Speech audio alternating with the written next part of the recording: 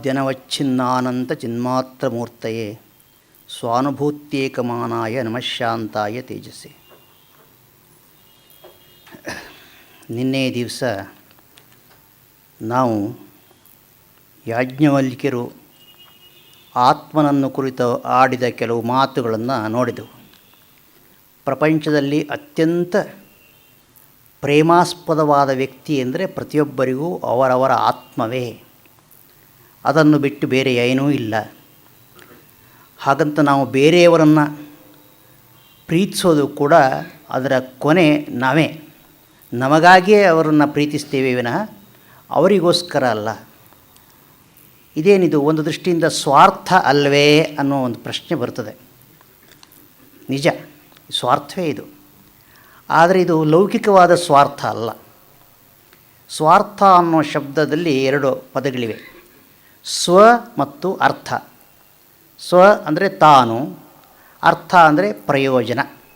ಸ್ವಾರ್ಥ ಅಂದರೆ ತನ್ನ ಪ್ರಯೋಜನಕ್ಕಾಗಿ ಅಂತ. ಲೋಕದ ದೃಷ್ಟಿಯಲ್ಲಿ ಈ ಸ್ವಾರ್ಥ ಅನ್ನೋದು ಮನುಷ್ಯನಲ್ಲಿರುವ ಒಂದು ದೋಷ. ಆದರೆ ವೇದಾಂತದ ಪ್ರಕಾರ ಇದು ದೋಷವಾಗೋದಿಲ್ಲ. ಆದರೆ ಇದರ ಅರ್ಥ ಏನು ಅನ್ನೋದನ್ನು ಸ್ಪಷ್ಟವಾಗಿ ತಿಳ್ಕೊಂಡಿರ್ಬೇಕಷ್ಟೆ. ಇಲ್ಲಿ ಸ್ವ ಅಂತ ಇದೆಯಲ್ಲ, ತಾನು ಅಂತ, ಅದಕ್ಕೆ ಮೂರು ರೀತಿಯ ಅರ್ಥಗಳಿರೋದು ಸಾಧ್ಯ. ಒಂದು, ತಾನು ಎಂದರೆ ಪ್ರತ್ಯಕ್ಷೇತನ, ದೇಹ, ಇಂದ್ರಿಯಗಳು, ಮನಸ್ಸು ಇವುಗಳಿಗೆಲ್ಲಕ್ಕಿಂತ ಆಳದಲ್ಲಿರುವ, ಒಳಗಿರುವ. ಈ ಒಳಗೆ ಹೊರಗೆ ಅನ್ನೋದು ಲೌಕಿಕ ದೃಷ್ಟಿಯಿಂದಲ್ಲ, ಬೇರೆ ಅದಕ್ಕೆ ವಿವರ ಬೇಕಾಗ್ತದೆ, ಇರಲಿ. ಅಂತೂ ಅತ್ಯಂತ ಆಳದ, ಇದು ಯಾವುದನ್ನೂ ನಾನು ಎಂದು ಭಾವಿಸದ ಪ್ರತ್ಯಕ್ಷೇತನಕ್ಕೆ ಸ್ವ ಅಂತ ಅರ್ಥ. ಆ ಸ್ವಗೆ ನಾವು ಏನನ್ನು ಮಾಡುತ್ತೇವೆಯೋ ಅದು ಸ್ವಾರ್ಥ. ಅದರಲ್ಲಿ ಯಾವ ದೋಷವೂ ಇಲ್ಲ. ಪ್ರತ್ಯಕ್ಷೇತನವನ್ನೇ ಮುಖ್ಯವಾಗಿಟ್ಟುಕೊಂಡು ಆ ಚೇತನದ ಪ್ರಕಾಶಕ್ಕಾಗಿ ನಾವು ಮಾಡುವಂತಹ ಪ್ರಯೋಜನದಲ್ಲಿ ದೋಷ ಇಲ್ಲ. ಇನ್ನು ಎರಡನೇದು ಅಂದರೆ ಆ ಸ್ವವನ್ನು ದೊಡ್ಡದಾಗಿ ಮಾಡೋದು. ದೊಡ್ಡದಾಗಿ ಅಂದರೆ ವಿಶ್ವವ್ಯಾಪಿಯಾಗಿ ಮಾಡೋದು, ಮಹಾ ಆತ್ಮ ಆಗೋದು. ಇಡೀ ವಿಶ್ವವೇ ನಾನು, ವಸುಧೈವ ಕುಟುಂಬಕಂ ಎನ್ನುವ ಹಾಗೆ ಇಡೀ ವಿಶ್ವವೇ ನಾನು ಅನ್ನೋ ಭಾವನೆಯಿಂದ, ಆ ಭಾವನೆಯನ್ನು ಇಟ್ಟುಕೊಂಡು ಅದಕ್ಕಾಗಿ ನಾವೇನಾದರೂ ಪ್ರಯತ್ನ ಪಟ್ಟರೆ ಆ ಸ್ವಾರ್ಥವು ದೋಷವಾಗೋದಿಲ್ಲ. ಅದರಿಂದ ಪ್ರಪಂಚಕ್ಕೆ ಯಾವ ಕೇಡೂ ಇಲ್ಲ. ಯಾಕೆಂದರೆ ನಾವು ಏನು ಮಾಡೋದಾದರೂ ಪ್ರಪಂಚದ ಹಿತಕ್ಕಾಗಿ ಮಾಡೋದಾದ್ರಿಂದ. ಈ ಅತ್ಯಂತ ಚಿಕ್ಕ ಪ್ರತ್ಯಕ್ಷೇತನವೂ ಅಲ್ಲದ, ಅತ್ಯಂತ ವಿಶಾಲವಾದ ಇಡೀ ವಿಶ್ವವನ್ನೇ ಒಳಗೊಳ್ಳುವ ಸ್ವವೂ ಅಲ್ಲದ ಮಧ್ಯವರ್ತಿ ಸ್ವ ಇರ್ತದಲ್ಲ, ಅದು ಅಪಾಯಕಾರಿ. ಮಧ್ಯವರ್ತಿ ಸ್ವ ಅಂದರೆ ನಾನು ಅಂದರೆ ನನ್ನ ದೇಹ ಅಥವಾ ನನ್ನ ಮನೆ, ನನ್ನ ಕುಟುಂಬ, ಇಷ್ಟು. ಅದು ಅತ್ತ ದೊಡ್ಡದೂ ಅಲ್ಲ, ಇತ್ತು ಚಿಕ್ಕದೂ ಅಲ್ಲ. ನಾವು ಲೋಕದಲ್ಲಿ ಸ್ವಾರ್ಥ ಅನ್ನೋದು ಇದನ್ನೇ. ಅಂಥ ಸ್ವಾರ್ಥ ಯಾವಾಗಲೂ ಅದು ಕೇಡನ್ನುಂಟು ಮಾಡುವಂಥ ಸ್ವಾರ್ಥ. ಆದರೆ ಇಲ್ಲಿ ವೇದಾಂತಿಗಳ ಸ್ವಾರ್ಥ ಅದಲ್ಲ. ಪ್ರತ್ಯಕ್ಷೇತನವನ್ನು ಪ್ರಕಾಶಗೊಳಿಸುವ ಅನುಭವಕ್ಕೆ ತಂದುಕೊಳ್ಳುವ ಸ್ವಾರ್ಥ ಅದು ಉಪಾದೇಯ, ಸ್ವಾಗತಾರ್ಹ. ಅಥವಾ ಇಡೀ ವಿಶ್ವವೇ ನಾನು ಅನ್ನೋ ಭಾವನೆಯಿಂದ ಅದಕ್ಕಾಗಿ ಪ್ರಯತ್ನಿಸುವಂತಹ ಸ್ವಾರ್ಥವು ಉಪಾದೇಯವೇ. ಆದುದರಿಂದ ಇಲ್ಲಿ ಎಲ್ಲ ಪ್ರೇಮ, ಮತ್ತೊಬ್ಬರಿಗೆ ತೋರಿಸುವ ಎಲ್ಲ ಪ್ರೇಮವು ತನಗಾಗಿ ಎಂದರೆ ಆ ತನ್ನ ಪ್ರತ್ಯಕ್ಷೇತನಕ್ಕಾಗಿ, ತಾನು ಯಾವುದನ್ನು ಅತ್ಯಂತ ಗಾಢವಾಗಿ ಪ್ರೀತಿಸ್ತಾ ಇದ್ದಾನೋ ಅದಕ್ಕಾಗಿ. ಆದುದರಿಂದ ಅದನ್ನು ನಾವು ಸ್ವಾರ್ಥ ಅನ್ನುವ ಲೌಕಿಕವಾದ ಅರ್ಥದಲ್ಲಿ ಸ್ವಾರ್ಥ ಎನ್ನುವಂತಿಲ್ಲ. ಇಷ್ಟು ಹೇಳಿ ಯಾಜ್ಞವಲ್ಕ್ಯರು ಕೊನೆಗೆ ಹೇಳ್ತಾರೆ, ಆತ್ಮಾವ ಅರೆ ದ್ರಷ್ಟವ್ಯ ಶ್ರೋತವ್ಯೋ ಮಂತವ್ಯೋ ನಿಧಿಧ್ಯಾಸಿತವ್ಯ. ಆತ್ಮನು ಪರಮಪ್ರೇಮಾಸ್ಪದನಾದುದರಿಂದ ಅಂಥ ಆತ್ಮನನ್ನು ನಾವು ನೋಡಬೇಕು. ಈ ನೋಡಬೇಕು ಅನ್ನೋ ಒಂದು ಶಬ್ದಕ್ಕೆ ಸಾಕಷ್ಟು ವಿಚಾರ ಮಾಡಿದ್ದಾರೆ. ಏನು ಆತ್ಮನನ್ನು ನೋಡಬೇಕು ಎಂದರೇನು? ಕೆಲವು ಮಾತುಗಳನ್ನು ನಾವು ಸುಲಭವಾಗಿ ಹೇಳಿಬಿಡ್ತೇವೆ, ಅದನ್ನು ವಿಚಾರಿಸಕ್ಕೆ ಹೋದರೆ ಸ್ವಲ್ಪ ಕಷ್ಟ. ಆತ್ಮ ನೋಡುವುದಕ್ಕೆ ಸಿಗುವವನಲ್ಲ. ಇಲ್ಲಿ ನೋಡುವುದು ಅಂದರೆ ಕೇವಲ ಕಣ್ಣಿನಿಂದ ನೋಡುವುದು ಅಂತ ಅರ್ಥ ಅಲ್ಲ. ವೇದಾಂತದಲ್ಲಿ ಎಲ್ಲಿಯಾದರೂ ನೋಡುವುದು ಅನ್ನೋ ಶಬ್ದ ಇದ್ದರೆ, ಅನುಭವಿಸುವುದು ಅನ್ನೋ ಶಬ್ದ ಇದ್ದರೆ ಅದಕ್ಕೆ ಪಂಚೇಂದ್ರಿಯಗಳ ಮೂಲಕ ಅನುಭವಿಸೋದು ಅಂತ ಅರ್ಥ. ಆತ್ಮನನ್ನು ದ್ರಷ್ಟ ಅಂತ ಕರೀತಾರೆ. ದ್ರಷ್ಟ ಅಂದರೆ ನೋಡುವವನು. ಏನು ನೋಡುವವನು? ಕಣ್ಣಿಂದ ನೋಡುವಂತಲ್ಲ, ಪಂಚೇಂದ್ರಿಯಗಳಿಂದಲೂ ಪ್ರಪಂಚವನ್ನು ಅನುಭವಿಸುವವನು ದ್ರಷ್ಟ, ಅವನೇ ಆತ್ಮ. ಪಂಚಭೂತಗಳಿವೆ. ಆ ಪಂಚಭೂತಗಳಿಗೆ 5 ಗುಣಗಳಿವೆ, ಶಬ್ದ ಸ್ಪರ್ಶ ರೂಪ ರಸಗಂಧಗಳು. ಆ 5 ಗುಣಗಳಿಗೆ ಅನುಸಾರವಾಗಿ ನಮಗೆ 5 ಇಂದ್ರಿಯಗಳಿವೆ. ಆ 5 ಇಂದ್ರಿಯಗಳ ಮೂಲಕ ಆ 5 ಭೂತಗಳನ್ನು ಅನುಭವಿಸುವಂಥವನು ದ್ರಷ್ಟ.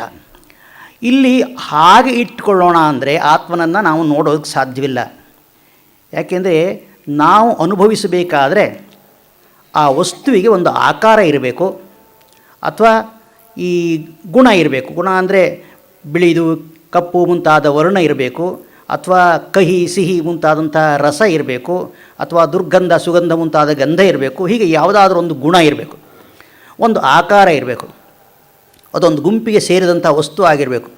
ಹಾಗಿದ್ದರೆ ಮಾತ್ರ ನಾವು ವಸ್ತುವನ್ನು ಅರಿಯುವುದಕ್ಕೆ ಸಾಧ್ಯ. ಅದಿಲ್ಲವಾದರೆ ಸುಮ್ಮನೆ ಏನೋ ಅಂತ ಹೇಳಿಬಿಟ್ರೆ ಏನೋ ಒಂದು ಭಾವನೆ ಬರಬಹುದು ಅಷ್ಟೇ, ಆದರೆ ಅದು ನಮಗೆ ಅರ್ಥವಾಗೋದಿಲ್ಲ. ಉದಾಹರಣೆಗೆ ಮೊಲದ ಕೊಂಬು ಅಂತ ಒಂದು ಶಬ್ದ. ಮೊಲದ ಕೊಂಬು ಅಂದರೆ ನಮಗೆ ಏನೋ ಒಂದು ಅರ್ಥ ಆಗುತ್ತದೆ, ಅದರ ಸರಿಯಾದ ಅರ್ಥವಾಗೋದಿಲ್ಲ.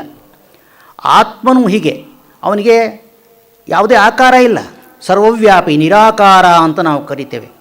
ಅವನಲ್ಲಿ ಯಾವುದೇ ಗುಣ ಇಲ್ಲ, ಯಾವುದೇ ಕ್ರಿಯೆ ಇಲ್ಲ. ಕ್ರಿಯೆಯುಳ್ಳ ವಸ್ತು ಆದರೆ ನೋಡೋಲ್ಲ, ಅಲ್ಲಾಡ್ತಾ ಇದೆಯಲ್ಲ ಅದು ಒಂದು ತೋರಿಸ್ಬೋದು. ಇವನಿಗೆ ಚಲನವಲನವೇ ಇಲ್ಲ ಆತ್ಮನಿಗೆ. ಹೀಗಿರುವಾಗ ಅಂಥ ಆತ್ಮನನ್ನು ನೋಡುವುದು ಅಂದರೆ ಹೇಗೆ ಅಂತ ಒಂದು ಪ್ರಶ್ನೆ ಬರುತ್ತದೆ. ಪ್ರಪಂಚದಲ್ಲಿ ಒಂದು ವಸ್ತುವನ್ನು ನಾವು ಅನುಭವಿಸಬೇಕಾದ್ರೆ ಅದರ ಬಗ್ಗೆ ಒಂದು ನಿಷ್ಕೃಷ್ಟವಾದಂಥ ಕಲ್ಪನೆ ಇರಬೇಕು. ಕೆಲವೊಮ್ಮೆ ನಾವು ಯಾವುದೇ ರೀತಿಯಿಂದ ಊಹಿಸಲಿಕ್ಕೂ ಸಾಧ್ಯವಾದಂಥ ವಸ್ತುವನ್ನು ಯಾರಾದರೂ ನೋಡು ಅಂತ ಹೇಳಿದರೆ ನಮಗೆ ನೋಡೋಕ್ಕಾಗೋದಿಲ್ಲ. ಉದಾಹರಣೆಗೆ ಒಬ್ಬ ಸೂರ್ಯಮಂಡಲದಲ್ಲಿ ಕುಳಿತುಕೊಂಡಿದ್ದಾನೆ ಅಂತ ಇಟ್ಕೊಳ್ಳೋಣ. ಒಬ್ಬ ದೇವತೆ, ಕಣ್ಣು ಮುಚ್ಚೋಕ್ಕೂ ಆಗೋದಿಲ್ಲ ಅವನಿಗೆ ಅನಿಮಿಷ. ಅಂಥ ಒಬ್ಬನು ಮೊದಲಿಂದ ಹುಟ್ಟಿದಂದ್ರಿಂದ ಸೂರ್ಯಮಂಡಲದಲ್ಲಿ ಕೂತ್ಕೊಂಡಿದ್ದಾನೆ. ಅವನನ್ನು ನಾವು ಹೋಗಿ ಅಯ್ಯ ಕತ್ತಲೆ ಅಂದರೆ ಏನು ಅಂತ ಕೇಳೋಣ. ಅವನಿಗೇನಾದರೂ ಹೇಳೋಕ್ಕೆ ಬರ್ತದಾ? ಹುಟ್ಟಿದಂದಿನಿಂದ ಅಲ್ಲೇ ಇದ್ದಾನೆ, ಕಣ್ಣು ಮುಚ್ಚಲಿಲ್ಲ. ಹೀಗಾಗಿ ಅವನಿಗೆ ಕತ್ತಲೆ ಅಂದರೆ ಏನು ಅಂತ ಗೊತ್ತಿಲ್ಲ. ಹೋಗಲಿ, ಕತ್ತಲೆ ಅಂದರೆ ಏನೂ ಗೊತ್ತಿಲ್ಲ, ಬೆಳಕು ಅಂದರೆ ಏನು ಗೊತ್ತಿದೆಯಾ ಅಂತ ಕೇಳೋಣ. ಅದು ಅವನಿಗೆ ಹೇಳೋಕ್ಕೆ ಬರೋದಿಲ್ಲ. ಹೇಗೆ ಏನು ಬೆಳಕು ಅಂದರೆ ಏನು? ನಾವು ಹೇಳ್ಬೋದು ಅವನು ಇದೆಯಾ ಬೆಳಕು ಅಂತ. ಇದೆ ಅಂದರೆ ಏನು? ಅವನು ಕತ್ತಲೆ ನೋಡಿದ್ದಿದ್ದರೆ ಮಾತ್ರ ಇದು ಬೆಳಕು ಅಂತ ಅವನಿಗೆ ಅರ್ಥ ಆಗ್ತಿತ್ತು. ಅವನು ಕತ್ತಲೆಯನ್ನೇ ನೋಡಿಲ್ಲ, ಹೀಗಾಗಿ ಬೆಳಕಿಲ್ಲದ ಒಂದು ಸ್ಥಿತಿ ಅವನಿಗೆ ಗೊತ್ತಿಲ್ಲ. ಆದ್ದರಿಂದ ಅವನಿಗೆ ಕತ್ತಲೆ ಅಂದರೂ ಏನೋ ಅಂತ ಗೊತ್ತಿಲ್ಲ, ಬೆಳಕು ಅಂದರೂ ಏನೋ ಅಂತ ಗೊತ್ತಿಲ್ಲ. ಹೀಗಾಗಿ ನಮಗೆ ಆತ್ಮನನ್ನು ನೋಡು ಅಂದರೆ ಆತ್ಮ ಅಂದರೆ ಏನು ಗೊತ್ತೇ ಇಲ್ಲ ನಮಗೆ. ಅಯ್ಯ ನೀನೇ ಆತ್ಮ ಅಂತ ಯಾರಾದರೂ ಹೇಳಬೇಕು. ನಾನು ಅಂದರೆ ಈ ಶರೀರ, ಇಂದ್ರಿಯ ಏನೋ ಒಂದು ತಿಳ್ಕೊತಾನೆ. ಅದರಿಂದ ಹೊರತಾದಂತಹ ನಿರಾಕಾರವಾದ ವಸ್ತುವನ್ನು ಅವನು ಇಡೀ ಜನ್ಮದಲ್ಲಿ ನೋಡಿಲ್ಲ, ಕೇಳಿಲ್ಲ. ಹೀಗಿರುವಾಗ ಅವನು ಆ ನಿರಾಕಾರವಾದ ವಸ್ತುವನ್ನು ಹೇಗೆ ತಿಳಿಯಬಲ್ಲ? ಆದರೆ ಆತ್ಮ ಉಪನಿಷದೇಕ ವೇದ್ಯ ಅಂತಂದರು ನಮ್ಮವರು. ಅದಕ್ಕಾಗಿ ಅವನು ಯಾವ ಪ್ರಮಾಣಗಳಿಂದ ಸಿಗೋವನಲ್ಲ, ಪ್ರತ್ಯಕ್ಷ ಪ್ರಮಾಣಗಳಿಂದ ಆತ್ಮನನ್ನು ನೋಡೋಕ್ಕಾಗೋದಿಲ್ಲ. ನಮ್ಮ ಇಂದ್ರಿಯ 5 ಇಂದ್ರಿಯಗಳಿಗೆ ಆತ ಸಿಲ್ಕೋದಿಲ್ಲ. ಎರಡನೇ ಒಂದು ಪ್ರಮಾಣ ಇದೆ, ಅನುಮಾನ ಪ್ರಮಾಣ ಅಂತ. ತರ್ಕ, ಲಾಜಿಕ್. ದೂರದ ಬೆಟ್ಟದಲ್ಲಿ ಬೆಂಕಿ ಹೊಗೆ ಏಳುತ್ತಿರುವುದನ್ನು ನೋಡಿ ಅಲ್ಲಿ ಬೆಂಕಿ ಇದೆ ಅಂತ ನಾವು ಊಹಿಸ್ತೇವಲ್ಲ, ಈ ಲಾಜಿಕ್. ಆ ಅನುಮಾನ ಪ್ರಮಾಣದಿಂದ ಆತ್ಮನನ್ನು ಅರಿಯೋಣ ಎಂದರೆ ಈ ಬೆಂಕಿಯನ್ನು ತೋರಿಸ್ತಕ್ಕ ಹೊಗೆ ಎಂಬ ಒಂದು ಲಿಂಗ ಉಂಟು, ಅದಕ್ಕೆ ಲಿಂಗ ಅಂತಾರೆ ತರ್ಕಶಾಸ್ತ್ರದಲ್ಲಿ. ಹಾಗೆ ಆತ್ಮನನ್ನು ತೋರಿಸ್ತಕ್ಕಂಥ ಯಾವ ವಸ್ತುವೂ ಇಲ್ಲ, ಆತ್ಮನಿಗೆ ಸಂಬಂಧಿಸಿದ ವಸ್ತುವೇ ಇಲ್ಲ. ಬೆಂಕಿಗಾದರೆ ಒಂದು ಹೊಗೆಯಾದರೂ ಇದೆ, ಆತ್ಮನಿಗೆ ಅದೂ ಇಲ್ಲ. ಹೀಗಾಗಿ ಅನುಮಾನ ಪ್ರಮಾಣಕ್ಕೂ ಅವನು ಸಿಗೋವನಲ್ಲ. ಅದಕ್ಕಾಗಿ ಅವನನ್ನು ಕೇವಲ ಶಬ್ದ ಪ್ರಮಾಣದಿಂದ ಅರಿಯಬೇಕು ಅಂದರು. ಶಬ್ದ ಪ್ರಮಾಣ, ಆಗಮ ಪ್ರಮಾಣ, ಅದು ವೈದಿಕ ಶಬ್ದ. ವೇದವೇ ಆತ್ಮನನ್ನು ತಿಳಿಸಿಕೊಡೋದಕ್ಕೆ ಒಂದು ಪರಮ ಪ್ರಮಾಣ. ಉಪನಿಷದೇಕ ವೇದ್ಯ ಅಂತ. ಉಪನಿಷತ್ತಿನಿಂದ ಮಾತ್ರ ತಿಳಿಯಲ್ಪಡುವವನು, ಉಪನಿಷತ್ತು ಮಾತ್ರ ಆತ್ಮನನ್ನು ತಿಳಿಸಿಕೊಡುತ್ತದೆ. ಸರಿ, ಅದಾದರೂ ಹೇಗೆ ಸಾಧ್ಯ? ಒಬ್ಬ ವ್ಯಕ್ತಿ ನಮಗೆ ತನ್ನ ಶಬ್ದದ ಮೂಲಕ ಒಂದು ವಿಷಯವನ್ನು ಹೇಳಿದಾದರೆ ಆ ವಿಷಯದ ಬಗ್ಗೆ ನಮಗೆ ಸ್ವಲ್ಪವಾದರೂ ಅರಿವು ಇರಬೇಕಲ್ಲ. ಮುಂಚೆ ಅದರ ಬಗ್ಗೆ ಸ್ವಲ್ಪ ಗೊತ್ತಿರಬೇಕು. ಸ್ವಲ್ಪ ಗೊತ್ತಿದ್ದರೆ ಅದನ್ನು ಹಿಡ್ಕೊಂಡು, ಆ ಜಾಡನ್ನು ಹಿಡ್ಕೊಂಡು ನಮ್ಮ ಆಪ್ತನಾದವನು ನಮಗೆ ಅದನ್ನು ವಿವರಿಸ್ತಾನೆ. ಸ್ವಲ್ಪವೂ ಗೊತ್ತಿಲ್ಲದಿದ್ದರೆ ಅವನು ಹೇಗೆ ವಿವರಿಸ್ತಾನೆ ನಮಗೆ? ಹುಲಿಯನ್ನು ನಾವು ನೋಡಿಲ್ಲ, ಅವನು ಹೇಳ್ತಾನೆ ಹುಲಿ ಹೇಗಿದೆ, ಬೆಕ್ಕು ನೋಡಿದೆಯಾ? ಹಾಂ ನೋಡಿದ್ದೇನೆ, ಬೆಕ್ಕಿನ ಹಾಗೆ ಇದೆ, ಸ್ವಲ್ಪ ದೊಡ್ಡಕ್ಕಿದೆ, ಏನೋ ಒಂದು ಅರ್ಥ ಆಯಿತು ನಮಗೆ ಆಗುತ್ತದೆ. ಹಾಗೆ ಈ ಆತ್ಮನಿಗೆ ಸದೃಶವಾದ ವಸ್ತುವೇ ಪ್ರಪಂಚದಲ್ಲಿ ಇಲ್ಲವಾದುದರಿಂದ ಉಪನಿಷತ್ತಾದರೂ ಆತ್ಮನನ್ನು ಹೇಗೆ ತಿಳಿಸಿಕೊಡುತ್ತದೆ? ಉಪನಿಷತ್ತಿನಿಂದಲೇ ತಿಳಿಯಬೇಕು ಅಂತ ಹೇಳಿದ್ದು ಹೇಗೆ ಸರಿ?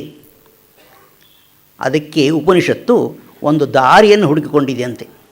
ಆತ್ಮನನ್ನು ತಿಳಿಸಿಕೊಡೋದಕ್ಕೆ ಅತದ್ವ್ಯಾವೃತ್ತಿ ರೂಪೇಣ. ಉಪನಿಷತ್ತು ಇದು ಆತ್ಮ ಅಂತ ಆತ್ಮನನ್ನು ಹಿಡಿದು ತೋರಿಸೋದಿಲ್ಲ, ಆದರೆ ಯಾವುದು ಆತ್ಮವಲ್ಲವೋ ಅದನ್ನು ಹೇಳಿ ತೋರಿಸಿ ಇದು ಆತ್ಮವಲ್ಲ ಅಂತ ಹೇಳುತ್ತದೆ ಅಷ್ಟೇ. ಕಣ್ಣಿಗೆ ಕಾಣುವ, ಕಿವಿಯಿಂದ ಕೇಳುವ ಎಲ್ಲ ಪ್ರಪಂಚವನ್ನು ತೋರಿಸಿ ಇದು ಆತ್ಮವಲ್ಲ, ಇದು ಆತ್ಮವಲ್ಲ, ಇದು ಆತ್ಮವಲ್ಲ, ನೇತಿ ನೇತಿ ನೇತಿ ನ ಇತಿ ನ ಇತಿ, ಇದಲ್ಲ ಇದಲ್ಲ ಇದಲ್ಲ, ಹೀಗೆ ಎಲ್ಲ ವಸ್ತುವನ್ನು ಅಲ್ಲಗಳೆದ ಮೇಲೆ ಯಾವುದು ಉಳಿದುಕೊಳ್ಳುತ್ತದೋ ಅದೇ ಆತ್ಮ.